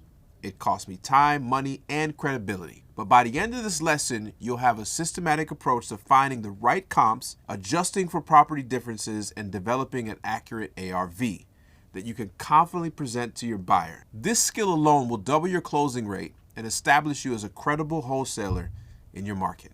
You ready?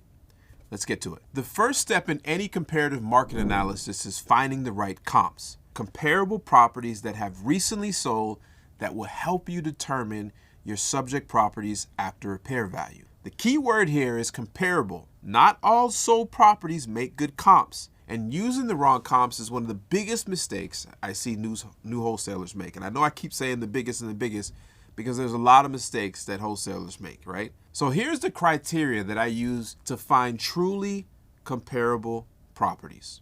First, location proximity. Ideally, comps should be within a half-a-mile radius of your subject property and in the same neighborhood or same subdivision. Property values can vary dramatically from one street to the next, especially in transitional areas. Second is the recency of sale. In most markets, I look for properties that have been sold within the last 3 to 6 months. In rapidly changing markets, I might need to narrow this down to 90 days or less. Third is similarity in characteristics. Look for properties with similar square footage within probably 10 to 20% of your subject property, the same number of bedrooms and bathrooms, similar lot size, and comparable features like garages, pools, or any other amenities. Number 4 is similar condition after repair. This is crucial. You're trying to determine what your property will be worth after it's renovated. So you need to compare it to properties in good renovation conditions. Fifth is similar style and age. A 1950s ranch style home could be compared to another ranch style home of similar age, not a new construction or a completely different architectural style. Let me show you how I apply these criteria in practice, right? So I'm going to pull up Connected Investors to demonstrate how to search for comparable properties for a specific deal. What I love about using technology for this process is that it gives me access to more data points that I could gather manually, right? I can quickly filter through properties that meet my criteria and see detailed information about each sale. But here's where many wholesalers go wrong. They just look at the first few comps that pop up and the average price, and that's not how professional investors determine value. Instead, I look at each comp individually and ask, is this truly a comparable to my subject property? Would the same buyer who wants my property also want this one? Are there significant differences that would affect the value? Is there something unique about this sale that might skew the price? For example, I recently analyzed a 3-bedroom, 2-bath house that was a ranch in Charlotte, right? So when I pulled the comps, I found a similar size home that sold for $50,000 more than all the other comps. But when I dug deeper, I discovered it had been completely remodeled with high-end finishes and a newly finished basement that added significant square footage not reflected in public records. Including this comp would artificially inflate the ARV and potentially kill my deal. The lesson? Quality comps matters more than quantity. I'd rather have 3 comparable, truly comparable properties than 10 that aren't really similar. Even when you find good comparable properties, they're rarely identical to your subject property. And that's where adjustment comes in. Accounting for differences between your property and the comps to arrive at a more accurate value estimate. Here's my system and here's my process how I make these adjustments, right? First, I identify the key differences between your subject property and each comp. These might include square footage, the number of bed or bath, lot size, is it garage, one garage or 2 garage or even more, right? I'm talking about the updates, whether they're basic or they're luxury, and like special features such as a pool, a deck, finished basement, location factors, because corner lots sell more, cul-de-sacs, or is it on a busy street? Second, I'm gonna assign a dollar value to the differences based on my market. For example, in many markets, bedrooms might be valued between $5,000 and $15,000 each, right? At $5,000 to $10,000 each, square footage is going to be somewhere around maybe $30 to $100 per square foot, depending on the area. Garages are at like $5,000 or $10,000 per car space. A pool though might add somewhere between $10,000 to $25,000 in value. These values vary significantly by market, so you need to develop or get a feel for your specific area. Talk to appraisers, real estate agents, and experienced investors to understand how these features are valued locally in your market. Third, make adjustment to each comp. If a comp has a feature that your subject property doesn't, subtract the value. If your subject property has features that the comp doesn't, add value, right? So let me walk you through an example. Let's just say my subject property is a 3-bedroom, 2-bath, 1,500 square foot house with a 1-car garage. And I find a comp that's over 200,000, but it's a 4-bedroom, 2-bath, 1,700 square foot house with a 2-car garage. The comp has 1 more bedroom, so I'm gonna add maybe $10,000. It has 200 more square feet, so I'm gonna add probably $12,000 at around $60 a square foot. And an extra garage space, let's just say $7,000. So that would adjust the comp's value down by $29,000, giving it adjusted value of $171. I do this for each comp, then look for patterns in the adjustment values. This gives me a much more accurate picture of what my property will be worth after repairs, right? So let me show you how I use connected investors to help with this adjustment process, right? Here's where the platform really helps with my adjustment methodology. When I click on the comps tab, I can see 10 comparable properties with a value estimate of $205,494. Look at this first comp. It sold for $202,000 at $187 per square foot, but it's only 1,080 square feet compared to my subject property's 1,450 square feet. That's a 370 square foot difference. I need to adjust for that. At $60 per square foot, that's about $22,000 adjustment. The platform shows me comp scores from 42 to 58 out of 100, helping me identify the most reliable comparables. This systematic approach gives me confidence in my ARV estimate. What's great about using technology for this process is that it can help me identify patterns and provide data-driven insights on how different features affect value in specific neighborhoods. This makes my adjustments more accurate and defensible when I'm talking to potential buyers. Remember, the goal isn't to inflate the ARV, it's to determine the most accurate value possible. Being conservative in your ARV estimate is always better than being overly optimistic. Once you've found good comps and you make appropriate adjustments, it's time to develop your final ARV estimate.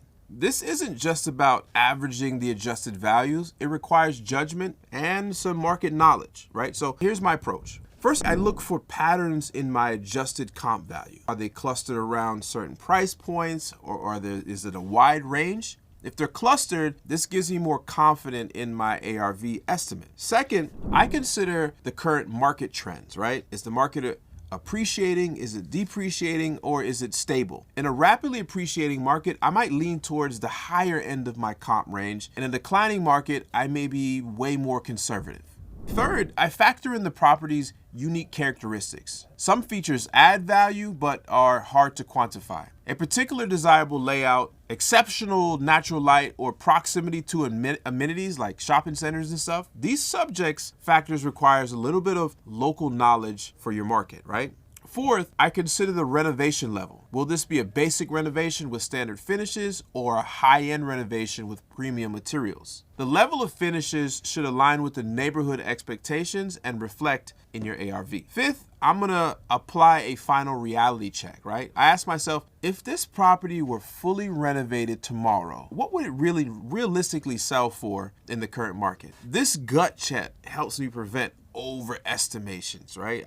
Nobody wants to do that. So let me give you a real example from my business. I was analyzing a property in a transitional neighborhood, right, where the values were rapidly increasing. I adjusted my comp range. My adjusted comp range was from 180 to 220. The higher price comps were more recent sales reflecting the recent market. Based on the upward trend of the property's location on one of the better streets in the neighborhood, I estimated an ARV of 210. But then I applied my reality check and realized while the neighborhood was improving, 210 was a push to the upper limit of what buyers were willing to pay in that area at the time. So I revised my ARV to 200, which gave me a more conservative basis for my offer calculation, and I left some room on the end for the buyer to make good profit. The property eventually did sell after renovations for 205, but it did validate my analysis. What's the lesson? Developing a more accurate ARV is both science and art. Science comes from the systematic comp selection and adjustment like we're doing with connected investors. The art comes from understanding your market and applying sound judgment to the data that you're going to get from the software. Having an accurate ARV is only valuable if you can effectively communicate your analysis to potential buyers. Remember, your buyers are making significant investment decisions based upon your numbers. So your presentation needs to be clear, thorough, and convincing. So here is how I present my comparative market analysis to buyers. First, I create a professional CMA package, right? This is going to include a summary page with the subject property details and the estimated ARV, a map showing the subject property and the comp locations, right, where they are, a detailed comp analysis with photos and adjustments, renovation scope with the cost estimate, and a deal summary showing the potential profit for the buyer. That's a lot, right? Second, I lead with the comps, not my conclusion, right? I show buyers the data first, then I walk them through my reasoning, and this builds credibility by demonstrating that the ARV is based on solid research, not just numbers that I made up out of my head. Third, I acknowledge the limitations of my analysis. No CMA is perfect, right? And being upfront about potential variables or uncertainty shows buyers that you're honest and thorough. Fourth, I explain my adjustment methodology. Buyers want to understand, how did you arrive at your number? Not just what the number is, right? Walk them through that thought process, builds confidence in your analysis. Fifth, I connect the ARV to their profit potential. Ultimately, buyers care about the bottom line. Show them how your analysis translates to potential profit for them. So let me show you how I use connected investors to create and share these professional CMA packages. This is where connected investors really shines for buyer presentations. I can generate a free full property profile report that includes property details, ownership information, market data, and all these comparable sales. Instead of just texting buyers, I've got a deal with equity interested. I'm providing a comprehensive CMA package showing the $205,494 value estimate based on 10 comps, the adjustment methodology, and professional analysis. I can save this comps table, add notes in my notepad, and present data-driven analysis. This approach has dramatically increased my closing rate because buyers see I've done thorough, professional analysis with my buyers. What I love about this approach is that it allows me to quickly share professional looking analysis with multiple buyers, right? It helps me move my deals much faster. I remember when I first started, I just text buyers saying, I got a deal with 30K in equity, are you interested, right?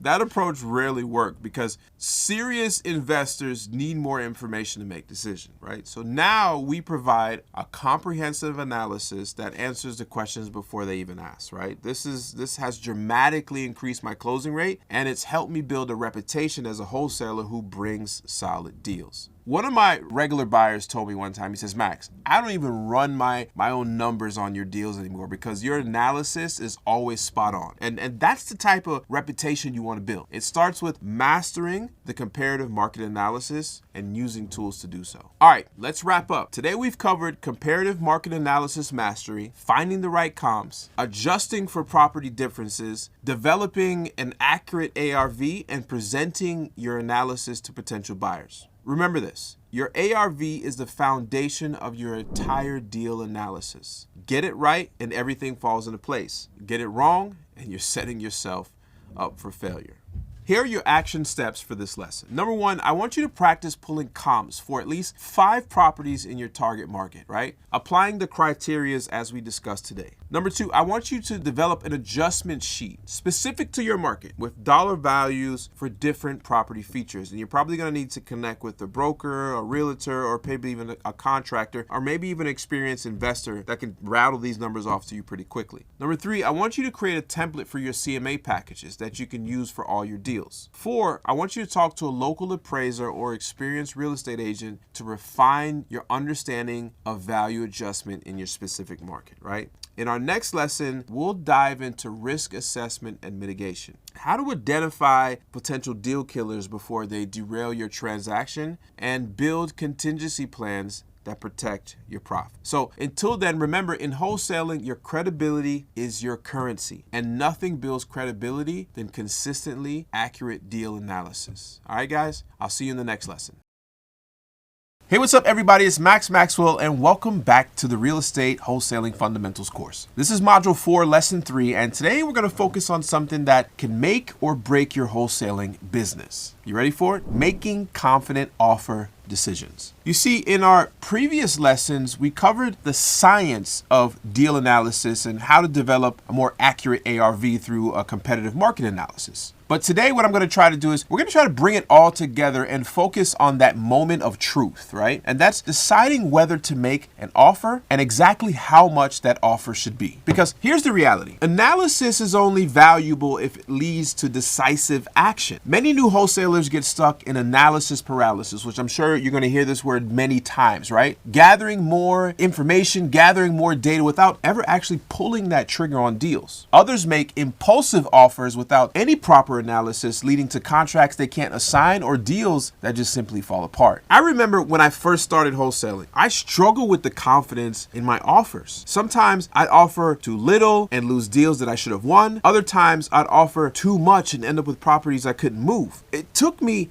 years of experience to develop the decision-making framework that I'm going to share with you today. So by the end of this lesson, you're going to have a clear process for turning your analysis into confident offer decisions. You'll know exactly when to make an offer, when to walk away, and how to determine your maximum allowable offer with certainty. This skill alone can dramatically increase your closing rate and ensure the deals you get under contract are deals you can actually close. You guys ready? Let's dive in. Before we get to the technical aspect of making offers, let's break down the psychology involved. Making offer decisions triggers several cognitive biases that cloud your judgment if you're not aware of them. So let's go over them, right? So the first one is going to be the fear of missing out, or FOMO. You hear me say this a lot. This is the anxiety that you might miss a good deal if you don't act quickly enough. FOMO can lead to hasty decisions and offers that are way too high. I've seen wholesalers often thousands more than they should because they were afraid someone else was going to get the deal. Second is that analysis paralysis. This is actually the opposite of FOMO. The tendency to keep gathering more information and delaying decisions because you're afraid of making a mistake. Analysis paralysis leads to missed opportunities because perfect information doesn't ever exist in real estate. Third is confirmation bias. This is the tendency to focus on information that confirms what you want to believe while ignoring the contradictory evidence that you actually have. If you really want the deal to work, you might overestimate the ARV and underestimate the repair costs just to justify your offer. The fourth is sunken cost fallacy. This is continuing with a deal because you've already invested time and energy, even when the numbers don't work. I've seen wholesalers pursue bad deals simply because they've already spent weeks analyzing them. Don't do that. The fifth is recency bias.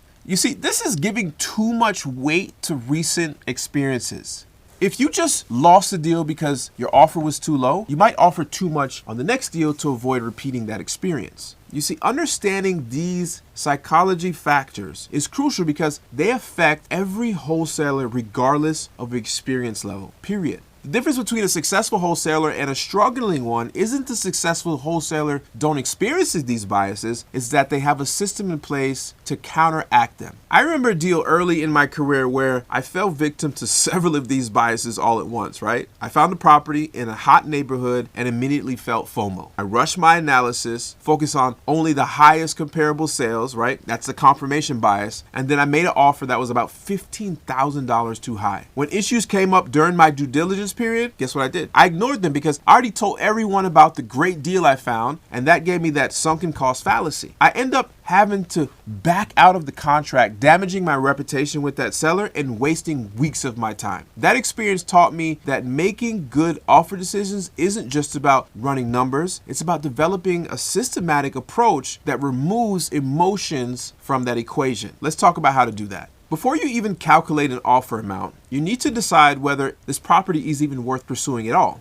Not every property deserves an offer. No matter how motivated the seller might be, here's the framework I use to make that initial go, no-go decision, right? First, I assess the market fit. Does this property fit within my target market and strategy? Is it an area where I have buyers? Is it a property type that my buyers even want? If the answer to any of these questions are no, it's usually a no-go for me, regardless of the profit potential. Second, I evaluate the seller's motivation on a scale of like 1 to 10. How motivated is this seller? I look for specific indicators like, is the property vacant? Is it an out-of-state owner? Does it have tax delinquencies? Is there any pending foreclosures? Or did this person just inherit this property? Maybe there's a divorce situation or even like a job relocation. If I don't see like clear signs of motivation, I still might make an offer, but I'm more conservative because I know the seller has less incentives to accept a discounted price. Third, I consider property condition. Is this a light, medium, or heavy renovation? Are there any potential deal killers like foundation issues, mold, or structural problems? Properties with major issues aren't necessarily no-goes, but they require more careful analysis and typically limit your buyer pool because not every buyer has the capability to fix these or the want to fix these issues. Fourth, I look at the competition. How many other investors are likely targeting this property? In highly competitive situations, you might need to be more aggressive with your offer and find a unique angle that sets you apart. Fifth is, I'm going to assess my buyer's pool. Do I have multiple buyers who would be interested in this specific property? The stronger your buyer interest, the more confident you can be with moving forward on that offer and moving forward on that property. Sixth is, I consider my current pipeline. How many other deals am I working on? If my pipeline is full, I might pass on marginal deals that I would pursue if my pipeline was empty. Let me show you how I use connected investors to help with this go and no-go decision.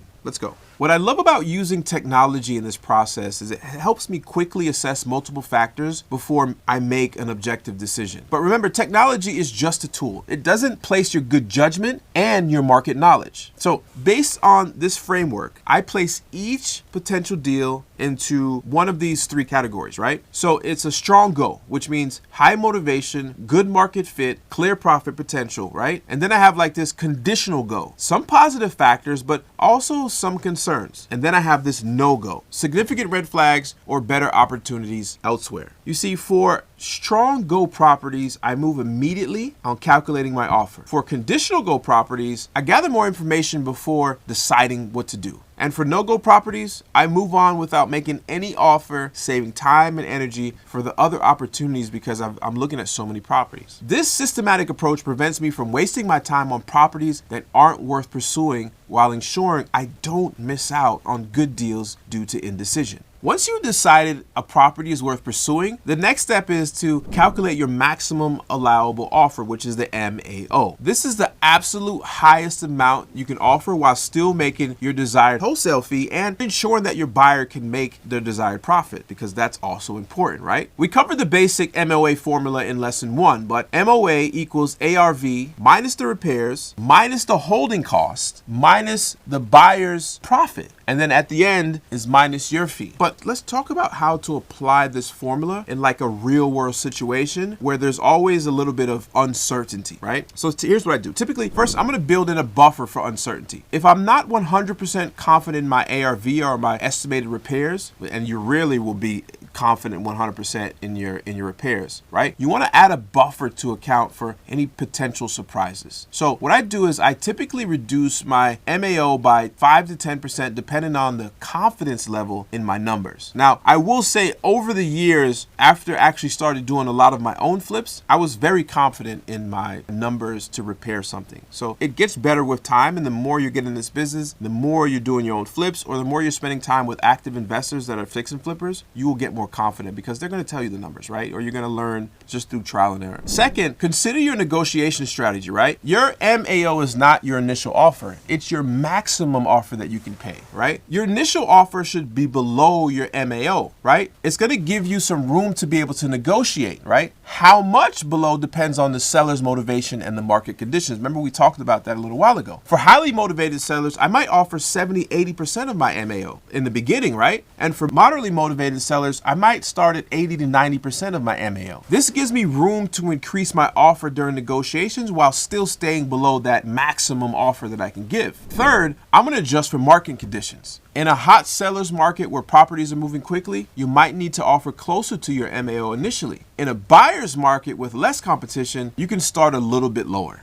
And fourth, you really need to consider your exit strategy, right? If you already have a buyer lined up who wants this exact type of property, then you can be a little bit more aggressive with your offer. If you're less certain about your exit, you need to be a little bit more conservative, obviously, right? Fifth, you need to factor in your desired wholesaling fee. Your fee should be appropriate for the work involved and the value you're actually creating. For small deals, I typically aim for a minimum fee of like $7,000, right? For larger complex deals, I'm going to take somewhere like $20, $30, $40, even $50,000 because you're going to work through a lot of problems. So let me walk you through a real example of how I calculate my MAO and determine my initial offer, right? Let's say that I'm analyzed the property and I determined that the ARV is $200,000. The repairs are going to be $40,000 and the holding cost is going to be somewhere around $3,000 for the buyer. Let's say I've analyzed the property and I've determined that the ARV is $200,000, right?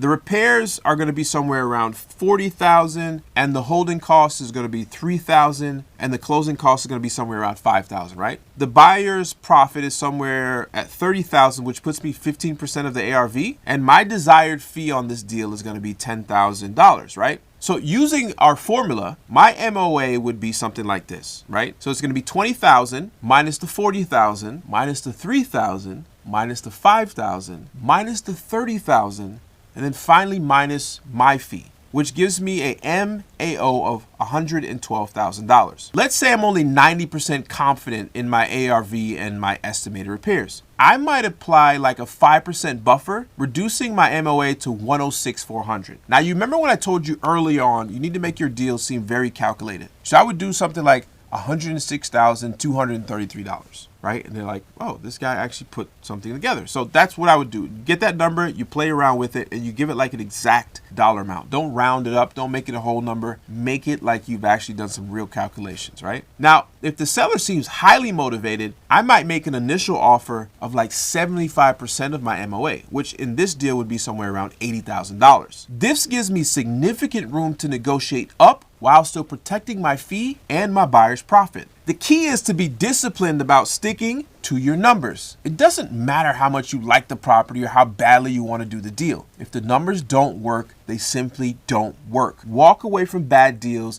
is just as important as finding good ones. And remember that as a wholesaler, you don't want to have contracts that you can't fulfill. Now that you know how to decide whether to make an offer and how much to offer, let's talk about make offers with confidence, right? This is where many new wholesalers struggle. They've done the analysis, but they hesitate when it's time to actually present that offer. Here are my strategies for making offers with the absolute confidence of a senior veteran wholesaler. right? First, you need to prepare thoroughly, right? And before making an offer, make sure you can clearly explain how you arrived at that number. You need to be ready to walk that seller through your analysis if they ask, right? And when your numbers are solid, you are naturally just going to be more confident. And that's what gives me the ability to walk into a house and make an offer while wholesalers need to think about it. Second, focus on solving the seller's problem. That's the whole reason we're here. Not just getting a good deal. When you genuinely want to help the seller, your offer presentation becomes less about the price and more about the solution that you're actually providing. This shift in mindset reduces the anxiety about making quote unquote low offers. Third, use the sandwich technique. When presenting an offer, start with a positive comment about the property when presenting your offer, right? Then immediately follow with another positive statement or an explanation of the value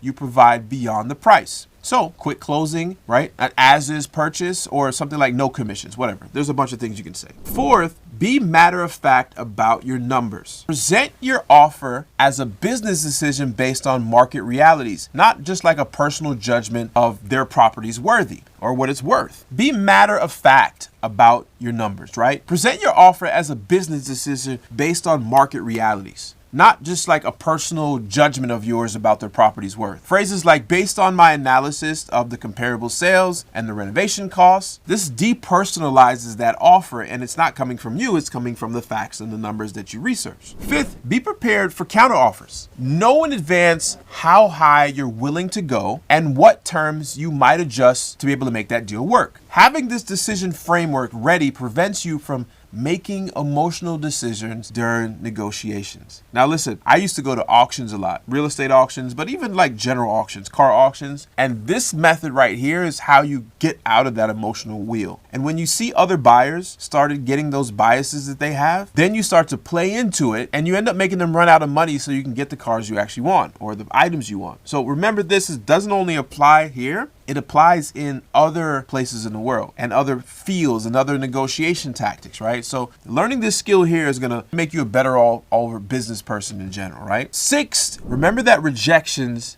is a part of the process. Not every offer will be accepted, and that's okay. Each rejected offer is a learning opportunity that brings you one step closer to an accepted offer. I remember when I first started, I was so nervous about making that offer that I would literally script out exactly what I was going to say. I worried that the seller would be offended by my offer or think, I was trying to like take advantage of them. What I learned over the time is most sellers respect honesty and professionalism. Be honest, be professional. And when you can clearly explain your offer and the reasoning behind it, even if they don't accept it, they rarely take offense. In fact, I've had sellers reject my initial offer, but then call me weeks later, right? After other deals fell through, precisely because they appreciated my professional approach. The confidence to make offers comes from knowing your numbers, believing in the value you provide, and understanding that wholesaling is a numbers game. The more offers you make, the more deals you'll get, and the more confident the process will become, period. The final piece of making confident offer decisions is tracking and improving your performance over time. This feedback loop is what turns new wholesalers into an experienced one, right? And so here's how I track and improve my offer performance. First, I maintain an offer tracking spreadsheet. I know it sounds crazy, but I do. That spreadsheet includes the property address, the date of the offer amount, the seller's response, like accepted, rejected, countered, the final outcome, whether it closed, fell through, or passed, and then the key learnings from each deal. Second, I calculate and track my offer success rate, right? The percentages of offers that actually get accepted. I break this down by property type, neighborhood, and source to identify the patterns. Third, I regularly review my closing deals to see if I could have offered less and still gotten the contract, right? This helps me avoid leaving money on the table in future deals. Fourth, I analyze deals I've lost to see if I could have offered more or walking away was actually the right decisions. Sometimes losing a deal is actually dodging a bullet. Trust me, I know. And then fifth, I adjust my offer strategy based on this data. If my acceptance rate is too low, I might need to be more aggressive with my initial offer. If it's too high,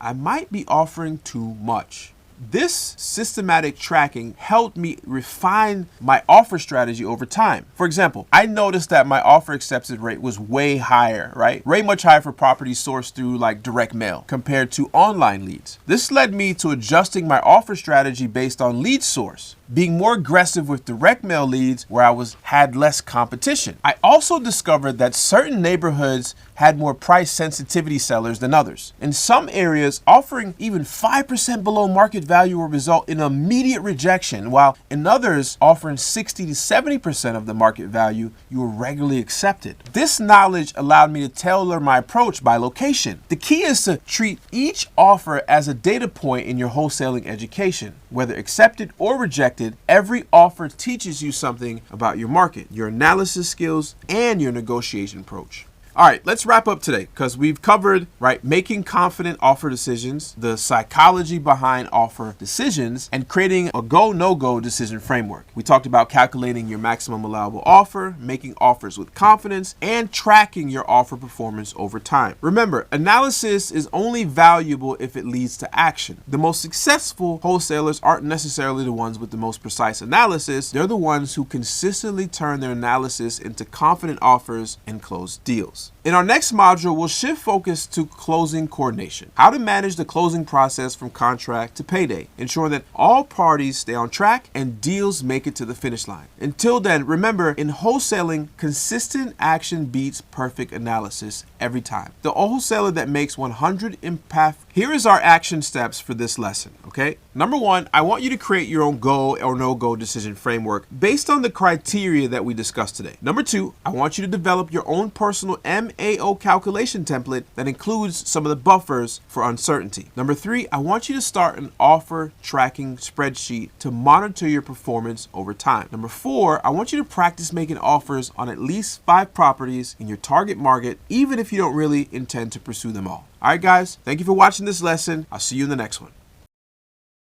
The wholesaling community kind of went to sleep, and you guys know I put a video out. I said it, I did it on YouTube.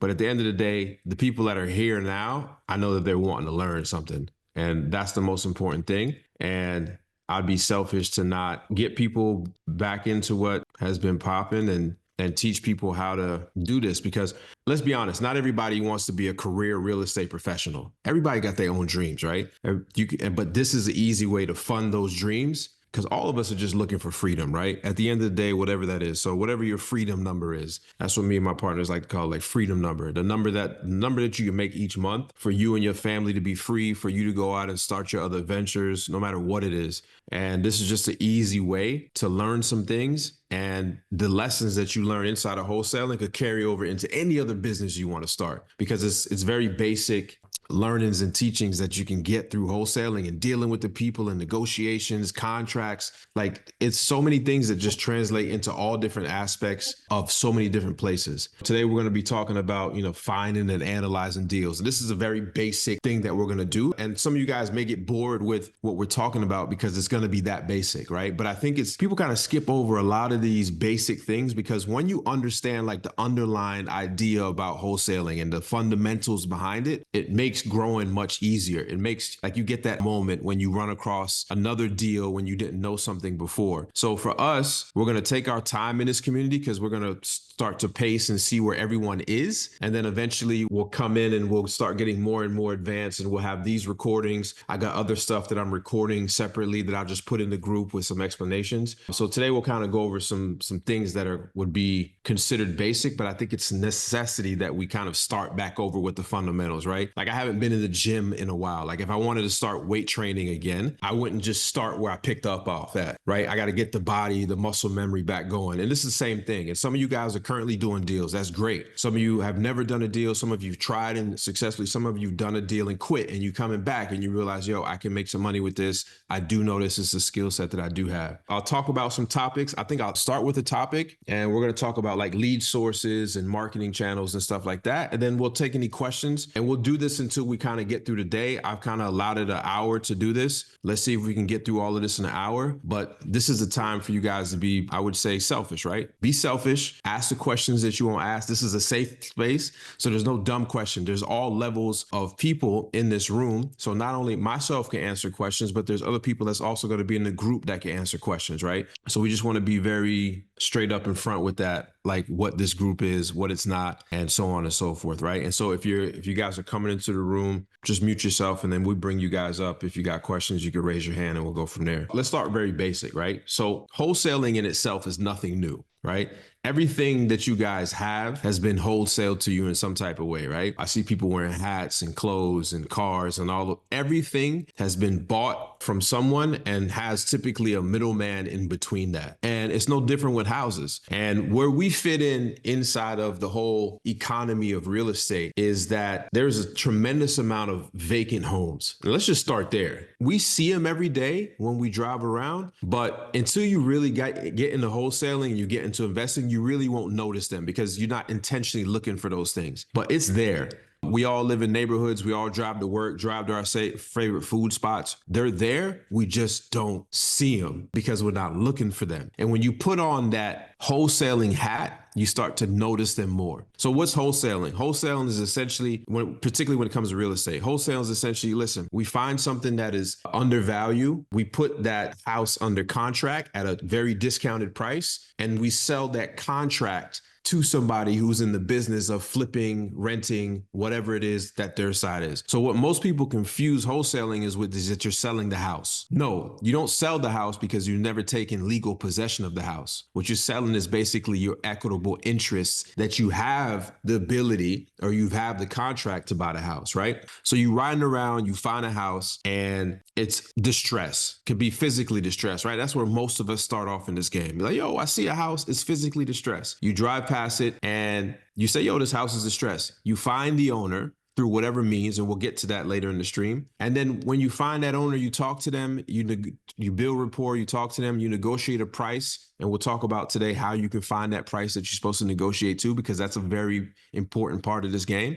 Once you actually find that price, then you negotiate to that price and then you get a contract. That contract is between you and the seller, you and the homeowner. And once you have a contract to buy that home at the conditions or basically the conditions that you set out in that contract, you can then sell that contract to another person. And that person then completes the transaction that you have negotiated. That's how you make your money, right? So let's talk about like lead sources. How do you find a motivated seller, right? This is a word that's thrown around quite a bit. Motivated sellers are people who are financially distressed themselves. The home is physically distressed, or it could not be that they're in financial distress or the home's not physically distressed. We'll get into those type of deals as we start doing more talks and lives, because not every deal that I've ever had has been about, hey, this is a messed up house and the person is financially strapped. They don't have no money, right? And so you got to understand that as well.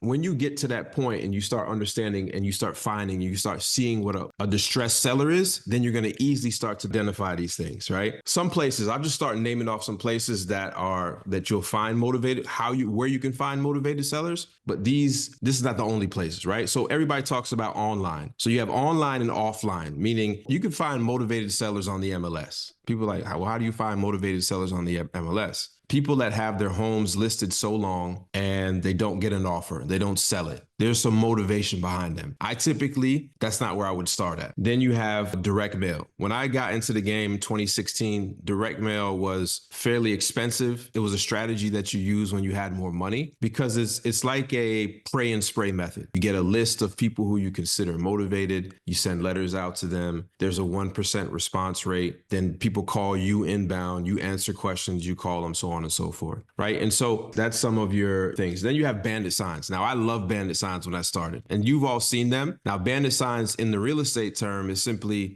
I buy houses cash type signs, right? You got a phone number on it. People call you, they tell you about a home they have, so on and so forth. And then you have referrals and so on and so forth. That's when you're in the game for a while and you've talked to so many people and you've told them, hey, look, this is what I do. People start telling you, hey, listen, I found somebody, I know somebody, my family, my cousin, my friends, a coworker, they have a home that they want to sell. It needs some work, it needs some fixing, some TLC, that type of stuff.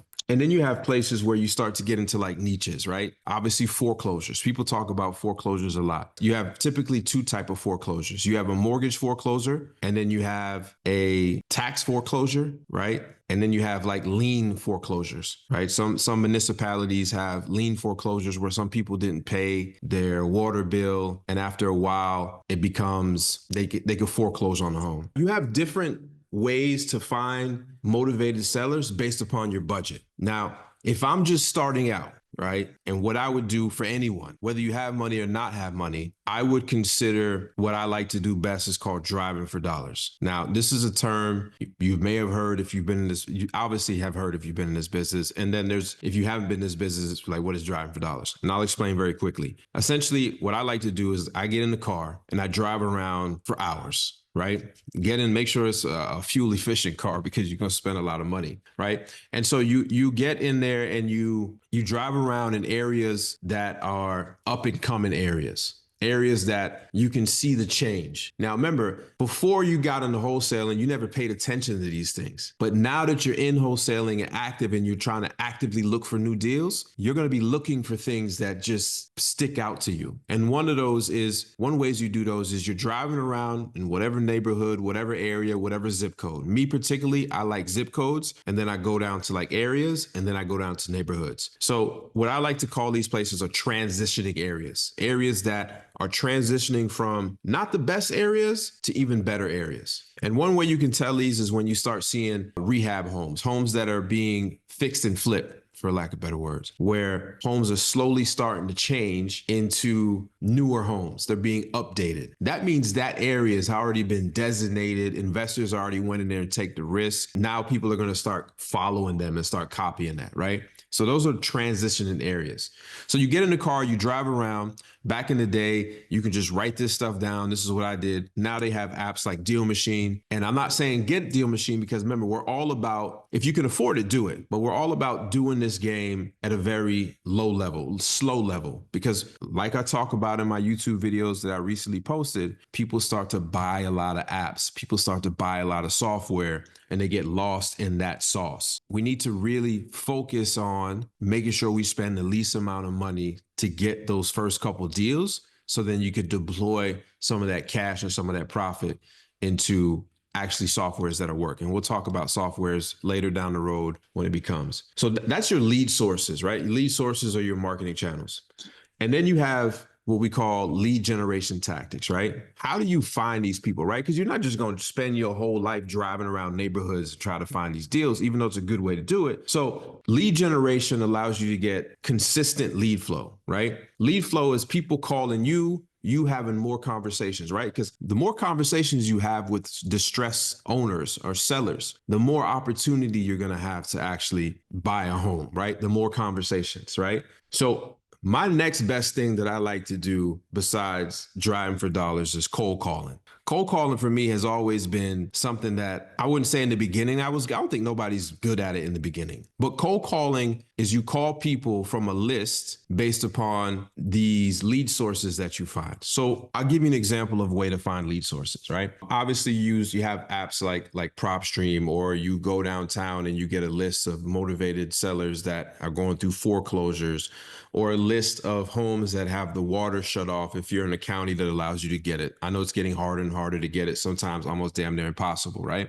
So when you get these lists, you skip trace these people, right? And then you have the phone numbers of people who are potentially, because you've created this list, potentially gonna go want to sell their home, right? When you call these people, it's going to be a surprise. Now, most people hate this. Why? Because most people hate talking to strangers. But trust me, in the few weeks coming, we'll try to get rid of that. I'll show you tips and tricks and ideas on how to make a smooth cold call so that you don't try this method or you're so nervous that you don't know what you're doing. Now, keep in mind, as you start, all of us suck. So don't worry about it. You're going to suck in the beginning, and then we're slowly going to get better and better based off the methods that have been proven to work. And it's basically a script. Now, I don't use scripts now when I talk to people, but you need them in the beginning because you need to be able to create a flow of a conversation. You need to lead that conversation, but you need to speak less than the other person, right? And we still got people coming in, y'all. So we're just letting people in as they come in. So another way is texting. Texting has become heavily regulated. It's still out there. You can do it. And so think about it. If you call somebody and they don't pick up, you can also text. You can also text a list of numbers. Remember, we're not doing anything that's going to cost us a lot of money right now. We're basically just getting started. So we're not going out and buying no softwares, no texting platforms, none of this stuff right now. Because all we're trying to prove to ourselves, for the people who haven't done a deal, is that we can do a deal. And then if you've done a deal, then we're going to see, can we do it again? And then if you've done it again, then we want to see, can we consistently predict and get deals every single month? Most of the videos on YouTube, most of the people that are, let's say, gurus, right? And I'm not saying a guru is a bad word. Most of these people out here that do this thing are just like, listen, you want to make $100,000 a month?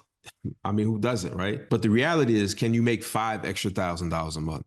Because I'm sure for 90% of the world, 90% of Americans, an extra $5,000 a month can start changing some things in your household. Then an extra $10,000 a month. You get what I'm saying? And so once you start doing these deals, it becomes a thing of repetition. You get better at it, so on and so forth, right? So we're not going to rush that. So like I said, I'm flowing through this, and I'm gonna give you guys some things. Let's talk about, like, how do we calculate deals, right? So say you get a house, you find a house, you're talking to a seller. Guess what? Now you got to offer them money. How do you know what to offer them, right? So if you are wholesaling pens, pencils, shoes, things that we know, you're more comfortable with it because it's a smaller number. And I get it's a fear. But when you start offering somebody 150, 200,000, 250,000, that's a discounted price on a property, people start to get scared.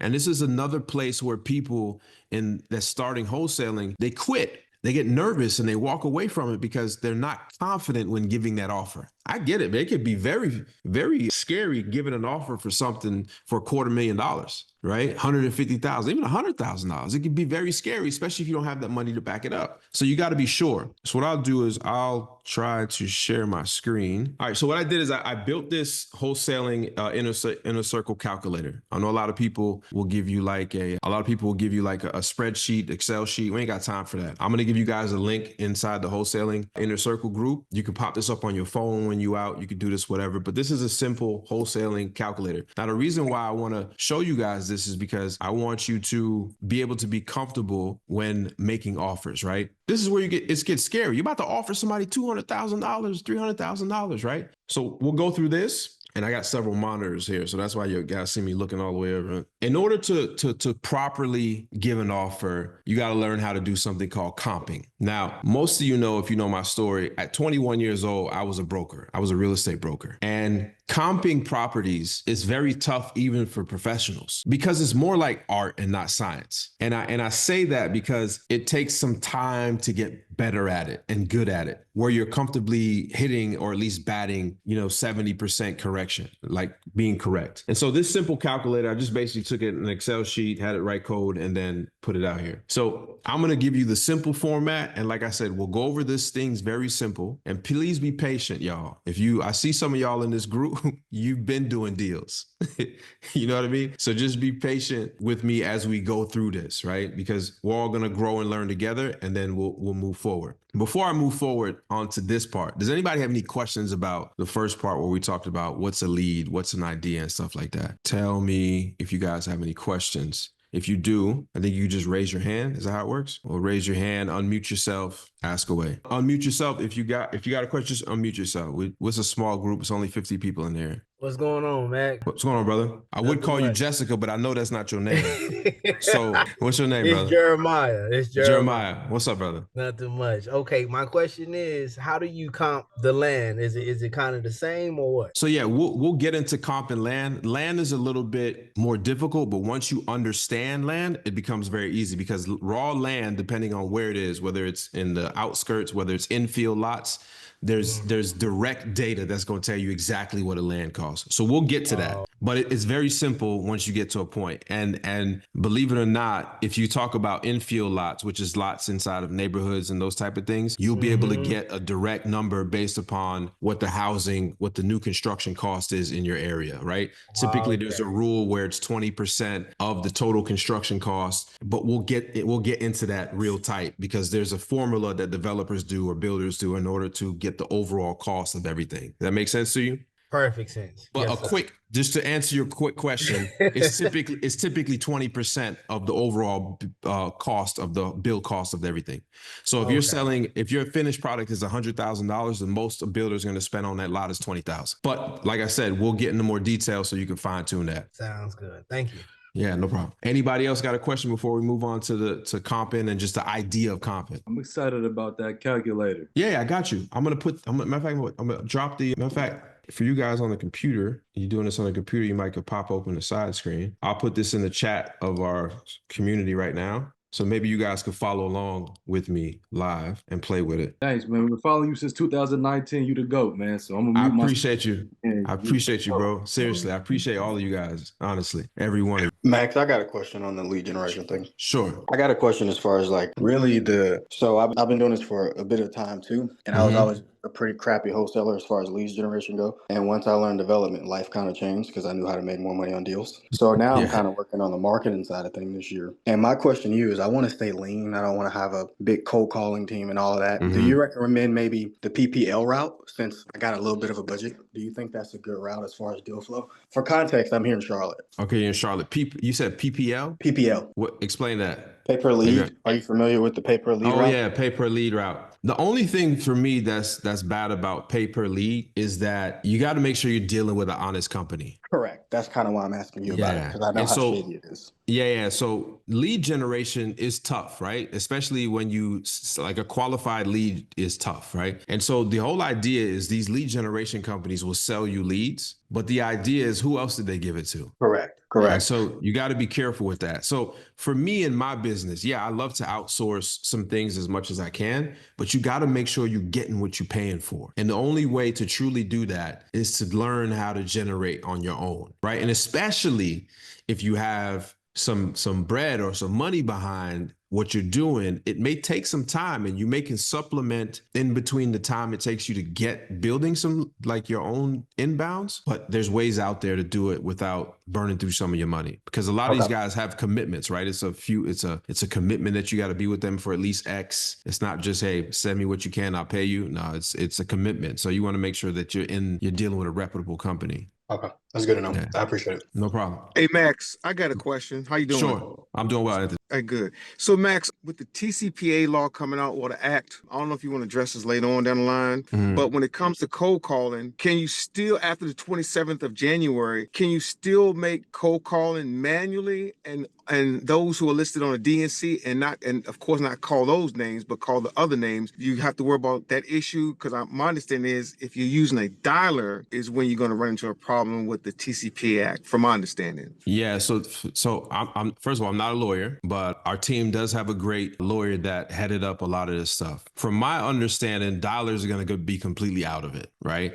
The automation of making calls is bad, is not going to be good anymore. Now, obviously, they got to prove that, so on and so forth. But making phone calls to people to see if they want to sell their home is not really going to trigger something that is going to, unless you just got an a-hole that's in the business of doing this, which just people are out there doing that. So for automated dialers that are just calling people, it's going to get even stricter and stricter and stricter. They've been talking about this since 2018. So they've got some real data behind them that they're going to imply this. And there's going to be lawyers out there who are just like ambulance chasers. They're going to be dialer chasers that are going to be running behind people. So automated dialers, completely move away from them. What we did to outskirt some of this is we offshored our calling. There ain't nobody to sue when they 10,000 miles away. But I'm not telling you to do that because I'm not a lawyer. But what I'm saying is auto dialers definitely don't do that. But what I'll do is I'll shoot an email to my TCPA lawyer who we have in the company and ask them, hey, what's the next step by the end of this month for people who are just doing regular outfits and wholesaling? I hope that answers your question, my brother. Let's move on to this calculator. I don't know if you guys got the link. You can check the link. It works on your mobile phone. It's mobile responsive and everything, right? So typically when you're doing wholesaling, where people jump off the cliff and just become absolutely terrified, even after they made the phone call, even after they found the lead, they called the lead, which is probably the most terrifying thing. Then they got to make an offer. The heck do an offer? This little web app helps you. You've seen Excel versions of it. I didn't invent this. This is nothing new. I did create this. But basically, what you're going to do is you're going to find comps. Now, basically what a comp does is it takes comparable properties, right? It takes 3-bedroom, 1 bath. Like if your subject property, the property that you're trying to buy is a 3-bedroom, 1 bath, that's 1,200 square feet. Typically, you want to find 3-bedroom. The ideal way to comp is find 3-bedroom, 1 bath, that's 1,200 square feet. Like if you could find that exact match, and typically you can find that like in cookie cutter neighborhoods, right? If you could find that and they've been recently sold, 30 days is better, 60 days is good, 90 days is even good. The longer you move away, the less that sale data becomes as good. But sale data is better than no sale data. So let's just say in a perfect world, we found 3 properties, and this little thing right here is just going to take 3 properties, and then it's just going to divide them by 3. Now, this is not the science of comping, right? But we're just going to say. So let's just say your first comparable property you got is $190,000. Like recently sold for $190,000. Then you got another property that sold for $199,000, and then you got a wild bird that sold for let's say $72,000. All this calculator did was it took 3 of the comparable numbers of the comparable properties, it divided it by 3 and gave you a rough ARV, right? That's all it did. Now, if you're good at comping and you got this figured out, you can hit this override button and you can just put it in. You say, yo, I already know how to comp. Boom, hit that override button and you can put in whatever number you want. But since we don't, we're going to do this right now. So it's saying that this property that we're looking at is roughly worth $187,000 fixed up. Now you got to go into repairs, right? Because you got your ARV minus 30%, which we'll get to, or whatever percentage. 30% is wild now these days. But hey, minus percentage. So what happened is you're going to take your repairs, and let's just say the house is, we said 1,200 square feet. And this number, cost per square foot, you're typically going to get from a flipper, right? Somebody that's a flipper. Now, the best place to get is from a flipper, right? Because this is who you're selling to. You can go to a flipper and say, listen, I'm in this area, right? What does it typically cost you to repair a home per square foot? Now, our job is not to get as close as possible. Our job is to get in the ballpark. So let's just say they be like, hey, listen, a light rehab is $25 a square foot, or a medium rehab is $25 a square foot, whatever it is. They say, listen, that's our rough cost. You enter that square footage, cost per square foot right here, it multiplies it, it gives you your repair costs. Now, if you're a G and you've been in this game for a while and you know it's $28,000, you put $28,000 in there, it's going to do that. If you don't know, we'll go the typical way. We'll use the square footage method. And this is the method that I use with my team. When we're comping all day, like, listen, this is a medium, light, or heavy. We got square footage costs. And I knew because Francis was able to tell us, hey, light rehab costs this per square foot, medium rehab costs this per square foot, a heavy rehab costs this per square foot. And that's the easy way for us wholesalers to be able to understand that. When I'm building new property right now, you guys know I'm a developer in Africa, right? We're doing 170 something units this year. We know what it costs per a square foot to build, down to the T, because that's what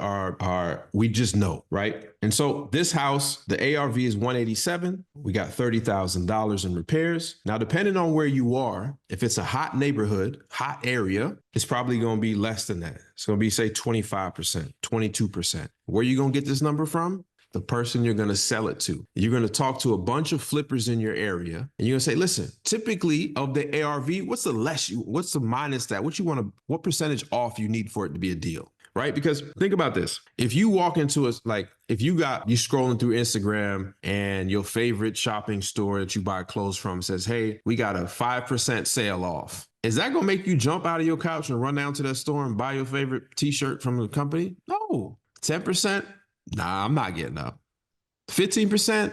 Maybe. 20%? I'm probably going to go down there. So typically what experienced flippers like in general areas, 30%. In tight markets, in markets that are very hot, Charlotte's a hot market, meaning that things are just flying off the shelf. They're willing to make less money because the sale happens quick for them to flip. The margins are less. So let's just say it's 25. And you as a wholesaler, say you want to make $12,000 off the rip. Let's recap this, right? So we have a property and 3 comps. And in those comps, right here on the left side, we filled in property comp 1, 2, and 3. These are recently sold like properties. It tells you it's 187,000 is the comp. Then you move over to the repairs. It's a 1,200 square foot house. Your flipper's telling you, yo, roughly this is a this is a $25 a square foot to get this thing right. It says repairs is 30,000. Discount. It's a pretty hot neighborhood, so they're going to take 25% off the overall. You want to make 12,000 as a flipper, as a wholesaler, I'm sorry. Your maximum allowable offer is 98,250, right? And this is just to make this easy. This is a free tool. I gave it to you guys in the group. When you have this number, you can hit this export button. It will export it into a calculator. Let me see if I can pull it up. It pulls out a little simple report, nothing too crazy. I'll show you what it looks like. And this is what you get. You get a simple printout, comparable 1, 2, 3, calculated ARV, repair cost, boom. That's it. Very simple tool to be able to help you understand what it's going to cost you and what prices you need to offer. Because this is an area where wholesalers are just like, I can't figure out what I need to offer. This helps you. Like I said, tonight, we're just glazing through this so you can get an understanding. People that are just starting, take notes. For you more experienced people, stick with me because it will get more advanced as the weeks go by. All right, cool. So on the comping, on the repairs, on the offer calculator, any questions, just unmute yourself and shoot me a question. I have a question, Max, about the phone numbers. You said like don't use a dialer. So what do you use? What is recommended to use as a new wholesaler with limited funds? Good question. So what I basically said is don't use an automated dialer. So don't use something that's automated. Whether if you're dialing 1 by 1 through a dialer, nobody's going to know. But an automated dialer, if you do get subpoenaed and all that stuff, you could get in trouble. This is a worst case scenario. Now, if you've never done a deal and you're looking to get your first deal, don't buy a dialer. You better, the phone that you on right now, that's your dialer, right? And I don't care if you got to go get a second number for $30 or whatever. I made so much money from my iPhone before I bought any type of dialer. So, and this is what I mean by software. Yeah, somebody said Google Voice. You have so many different, you got a dial pad, which I think is $15 a month. It's just a internet phone. You can have it on your phone. You can have it on the internet. You can sit here with a headset. All of these different companies that you can make these phone calls on and dial 1 by 1. Put in the number, dial it. No answer, put in the number, dial it. Because you're not at the position yet where you need to scale and be calling 100 people. Does it sound good? Yeah. So somebody says they use Vumber. Good. Then this is why the community is here. Because if you ask this question also in the school, a lot of people are going to respond because that's why I like different levels of where people are. So yeah, you don't need a dialer. If you're paying for a dialer, cancel that joint. I want you to save your money. You don't need a dialer right now. And he said a burner. Yes. What do you do when you can't find enough comps, right? So some wholesalers say that you need like 5 comps to really come up with a good ARV, but sometimes you can't find comps or recently sold comps that were sold within the last, 30, 90, 60 days or even a year. What do you do? Do you walk away from a deal when you can't find adequate comps? Absolutely not. I'm not walking away from a deal when I can't find adequate comps.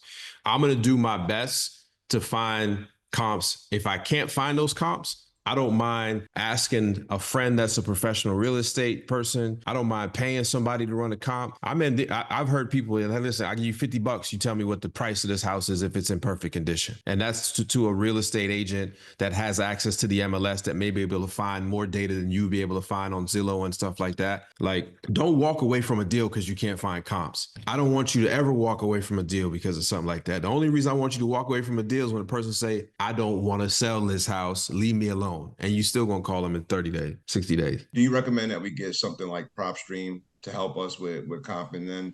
Or just starting out, just use Zillow or Redfin or what have you? If you're just starting out right now, do the old school way and use Zillow, use Redfin because they have a lot of the MLS data for now, right? It depends on your budget. Like if you have some disposable income because remember, all these software start adding up. And next thing you know, you're spending $300 a month on something and you're not getting no deals. $300 is not cheap, yo. My buddy Dutch Jackson told me, he was like, man, start with the free methods first. You know what I Yeah, mean? And I'm because hard-headed. I wanted to run Facebook ads. Like I started running Facebook ads and it's not in my budget. You know what I mean? So yeah, yeah, I just want to, try to figure out like how you guys, y'all did it like from the ground up. So yeah. yeah. Believe it or not, when we were around, these prop stream tools and these things weren't even there. I remember driving for dollars and having to take screenshots on Redfin and Zillow and then writing them down later. But this all changed. That's why I said software is good, technology is good, but it took away some of the fundamentals of the game that you needed to grasp in order to make the software make the most sense. So I'm going to show you guys how to bootstrap your way to money, right? You don't need crazy money. These tools are there to help you scale, but it's not help you to get started.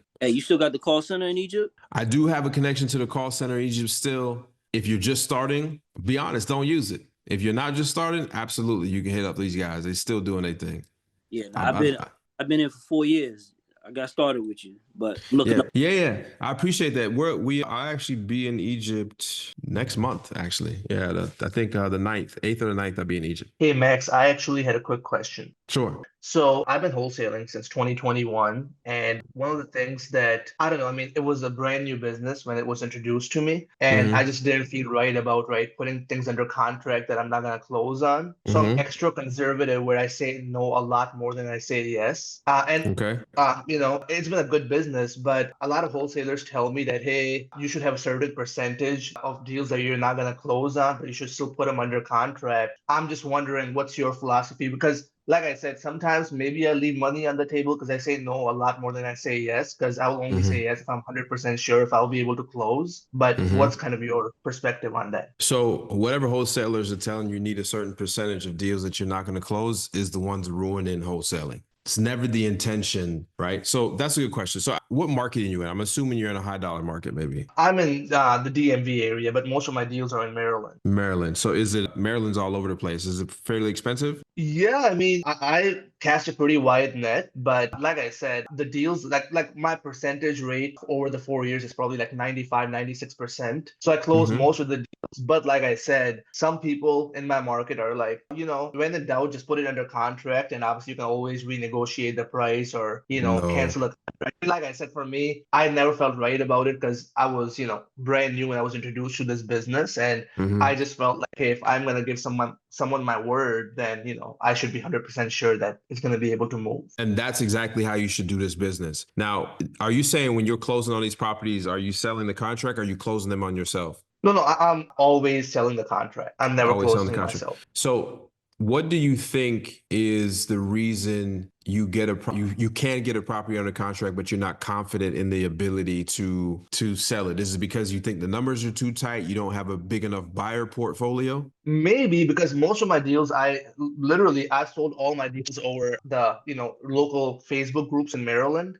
And my margins are pretty high, to be honest, right? And the deals that I do close. So I guess mentally, I just kind of take down the home run deals and whatever has gray areas in it. I'm like, you know what? If I can't move it, I shouldn't risk it, right? But yeah, maybe it's a cash buyer problem because, like I said, a lot of my, deals just come from just posting the deal in a Facebook group and a buyer will hit me up. And obviously we do the right due diligence as far as asking for EMD and making sure they have proof of funds and everything. So obviously they're reliable buyers. But yeah, maybe I'm leaving money on the table because I'm not actively seeking out buyers before I find these deals. What's your average deal size? Wholesale check, just average. Well, it's been all over the place, but like at least 25 to 30 grand. Okay. Would you close a deal where you only made 10? I would, but like I said, I think my fear is like if the numbers are too tight and I'm not able to find the buyer, and then just having that conversation with the seller that, hey, I gave you my word, but let's renegotiate. I mean, I've never done that. And actually, from time to time, right?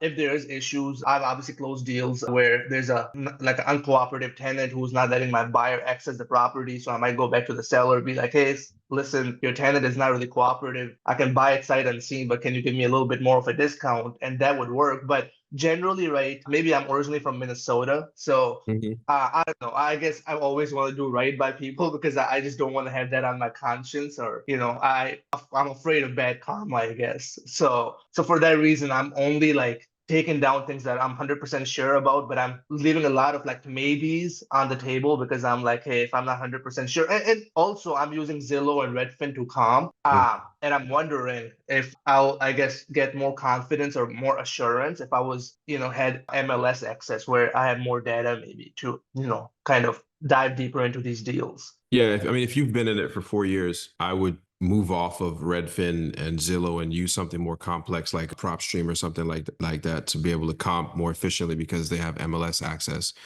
But what I would do in your particular question, just to answer your question straight up forward, is I would diversify and get a bigger buy box for my buyers, meaning that I would find exactly what buyers fit where, so that you don't leave these simple $10,000 checks on the table, because 5 of those checks is $50,000.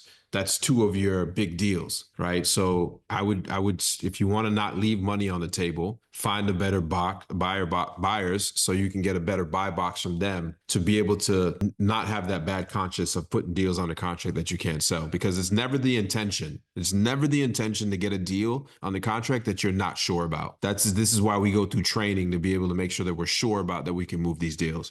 And yeah, I've walked away from deals that I feel that it's too much money and we can't make room on it, but it's not that often. No, I appreciate the advice. I will definitely work on the buyer side of things. Thank you so much. Absolutely. And I see somebody ask where we get buyers from. We'll talk about that in the next session, the buyers and the mentality behind buyers, where to find buyers. And it's way easier than you think, Let's see. I want to keep moving. We'll also talk about, so what I'm going to do is after today's live, I'm going to do like a quick checklist, right? Because remember, I told you this group is not only going to be about talking about it, I'm going to give you guys checklists so that by the time we do the next live, right, which could be, let's see, in the next week or two, I'll tell you guys exactly the next few days. It could be up to 2 weeks, right? I want you to go through this checklist and implement some of these things we learned. And then I'm going to also leave this video in the thing. And then I'm going to do particular videos on the checklist of what you're supposed to do, so that the next time we meet, you have done these things. Yeah, we'll talk about cash buyers in the next week. I just seen that question come across. I want to make sure that you guys start to understand the fundamentals. And now that we're doing lives, you're going to have questions during the week before we get to the next live. And I want you guys to ask those questions inside the group. I'm going to respond. Some people who are maybe ahead of you in wholesaling are going to respond. So I want you to take advantage of that. So like I said, from me, deliverables from me, I'm going to give you guys some checklists that you need to do in order to get this ball rolling. And then I'm going to make small videos that go along with the checklist to help you to understand the assignment and the checklist. Somebody says that. So that's what I'm going to get from you. That's what you're going to get from me. What I need from you is you're going to actually do what I say in the checklist and watch the videos. This method of teaching, this method of going through wholesaling is going to take some time. The group is free. I'm not selling you nothing at the end of this. I promise you. Thank God our developments in Africa are doing real well. Okay. What I'm trying to do is get people to another level that I know they have within themselves. Because I promise you, I am nothing special. I am nothing special. Just put my head down. I don't give up. I learn. You guys know my story. I don't come from no crazy background. My mom is here with me in Dubai right now with my wife, and they probably watching some gossip TV show. But I'm telling you, I don't come from anything special. I don't come from a rich family, nothing like that. We all have this opportunity, and we're going to keep this group small. I don't want to grow it big. I want to meet with y'all. I want to be able to answer questions for you, and I want to be able to guide people through this financial change in their life. Because there's people, man. I see Brutus in here. Brutus wants to buy my ranch in North Carolina. I'm not selling you my ranch right now, man, because I'm still tied to it. I see people in here that have done deals for a long time, and they're in here listening to me talk about square one. They're literally in class on 101. So I appreciate them, and I appreciate all the new people that are in here that haven't done it. But I promise me, stick with me over the next few weeks. I promise you, you won't leave here confused. There's no question that you can't answer. I promise you we're going to get to you. So I got some homework to do to be able to deliver to you guys. You guys are going to have some action plans and some checklists that I want you to do. And I'll start making these videos. I'm just going to be sitting here, me and my computer screen. These ain't going to be edited. It's going to be straight through, and I'm just going to throw them out there, and you guys are going to have them. I promise you that if you stick to this, here's what I'll say. If you're just starting in this business, just give yourself 6 months. Stick in this group that we have. Every free time that you have, give it to this. Stick to this. 6 months. What is this? So that's June, July. By June, July, you'll have a good grasp of this. And I promise you'll have some deals under your belt by then too. Just stick to this. Eddie's in here. Bunch of y'all. I don't want to sit up here and preach to y'all, but I promise you this game is not hard. All right. Any departing questions? Anybody want to say anything before we get out of here? I got one for you. Please. So let me ask you this, Max. So what I'm working on now is getting to the consistent 6-figure thing. So that's what I want to consistently do that. I've been doing deals for a while. Original ODA member type of thing. You actually helped me sell my first deal. I was in your office. You comped it, we locked it up, and I sold it to Nasser here in Charlotte. So it's kind of crazy. Okay, my guy, nice. So like what I'm working on is just deal flow and stuff. Last year I had the best year I ever had. And because I do development deals and wholesalers don't understand development, I actually bought all of my deals from wholesalers last year. I spent zero marketing, had the best year I've ever had. It was absolutely absurd. So what I want to it was pretty crazy, right? So what I want to know is back in your heyday when you were posting a lot, damn near everybody I know you taught this stuff, man. How much of your deal flow was coming from personal brand and you posting and stuff like that? Because I post nothing, Max, and I'm gonna have my first 6-figure profit month this month. Only people around town that know me are the people who actually do this business. Like me and Nas are tight. Like that's my guy. But what I want to know is how much of the posting do you think, how much of your deal flow was coming from posting? And should I start doing it a little more so people in town know I'm a serious buyer? You know what I mean? And I really do this. I would say for me, it was like 20, maybe 30%. Wow. That's pretty good. It's really good. Yeah. So for like every 10 deals we did, 2 or 3 came from within our community. Really good. But yeah, keep doing your thing, man. And see, what I want people in this group to understand, you have different levels of people. I keep talking about that. He found a niche within inside of wholesaling that is development. He's taking deals at wholesalers and then he's passing them to people he's finding the highest and best use for that piece of property or land. Because I guarantee you looking at most people, and don't try to do this right now. You're looking at it as a house that's being sold. He's looking at it for the value underneath that house. 100%. And it's way more valuable. I'm not even joking. You've legit changed my life with this shit. And learning development was a whole new key. So for you new people, please pay attention to this. Pick up and then in a few months, learn development. You'll make way more money. I made more money last year than I did the previous 3 years combined, all off development. You guys hear it, man.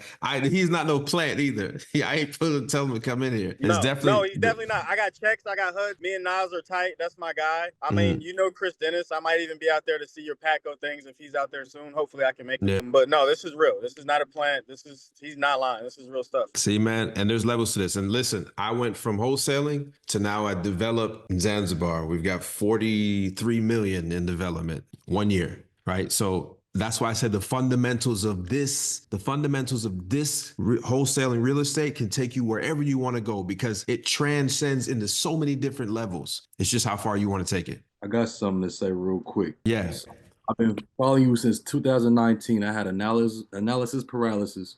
2023, I hopped in the game, right? As a wholesaler. 2024, I did 16 deals. And I'm about to get into developing. I got a lot that I bought and I'm rehabbing a house right now. So a good mentor of mine, his name is Josh Chan. He said he may or may not know you. I'm ready to scale my business. So I don't want to go too fast. I know we're still taking time, but I'm ready to get to scaling because I've been watching your old videos and it's a video you broke down, the transactional coordinator. You broke down the whole thing and I want to implement that, and then lead generation as well. Yeah, I'm excited. I'm going to take my time, but everything they talking about, I started off wholesaling, man. I was grinding. I was grinding for 5 months with no deals, and that first deal happened, and I ain't looked back since. So this shit is real, and it changed my life. And I appreciate That's fire, man. I'm glad to hear that story. We got somebody over there working. I like it. Hey. How are you? I was talking about you. How you doing? I'm good, thank you. My name is Amarita. I'm from Louisville, Kentucky, and I was wondering, are we going to have any action steps this week? Yeah, I'm going to put them out. So give me like the next 24, 48 hours. I'm going to have checklists, action steps, and a few short videos that's going to tell you exactly what to go out and do. Just some little homework stuff. And then we'll pick back up, talk about the homework in the next session, and then go into the next lesson. Okay, and how often are the meetings going to be? Honestly, I would say it's probably going to be every week or every 2 weeks. And it really depends on my schedule. I got some things going on in my personal life, and then we'll keep going. And as I'm free, we'll put them up. I give you guys a few day notice. I try to give it as much in advance, but I'll schedule out as far as I can as well, too. Okay, I appreciate it. And thank you for your time. Absolutely. I appreciate you. Hey Max, I have one more just thing to run by you.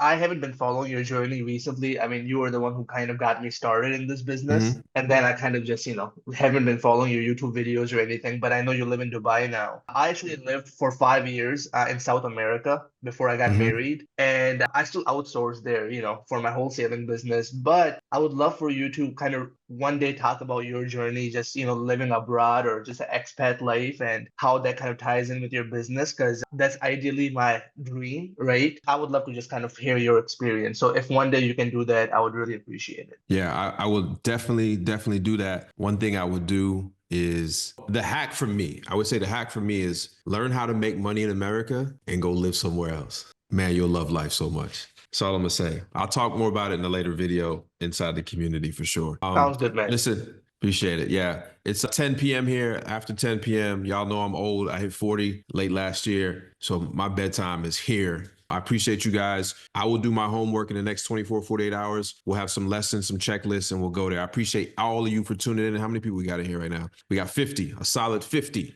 serious people. Make sure you guys get active in the community group, and I'll see you guys inside there. That's really me in there typing and posting, by the way. Appreciate y'all. Y'all have a good day, night, evening. Thank you. Bye. You too. Bye-bye. Take care.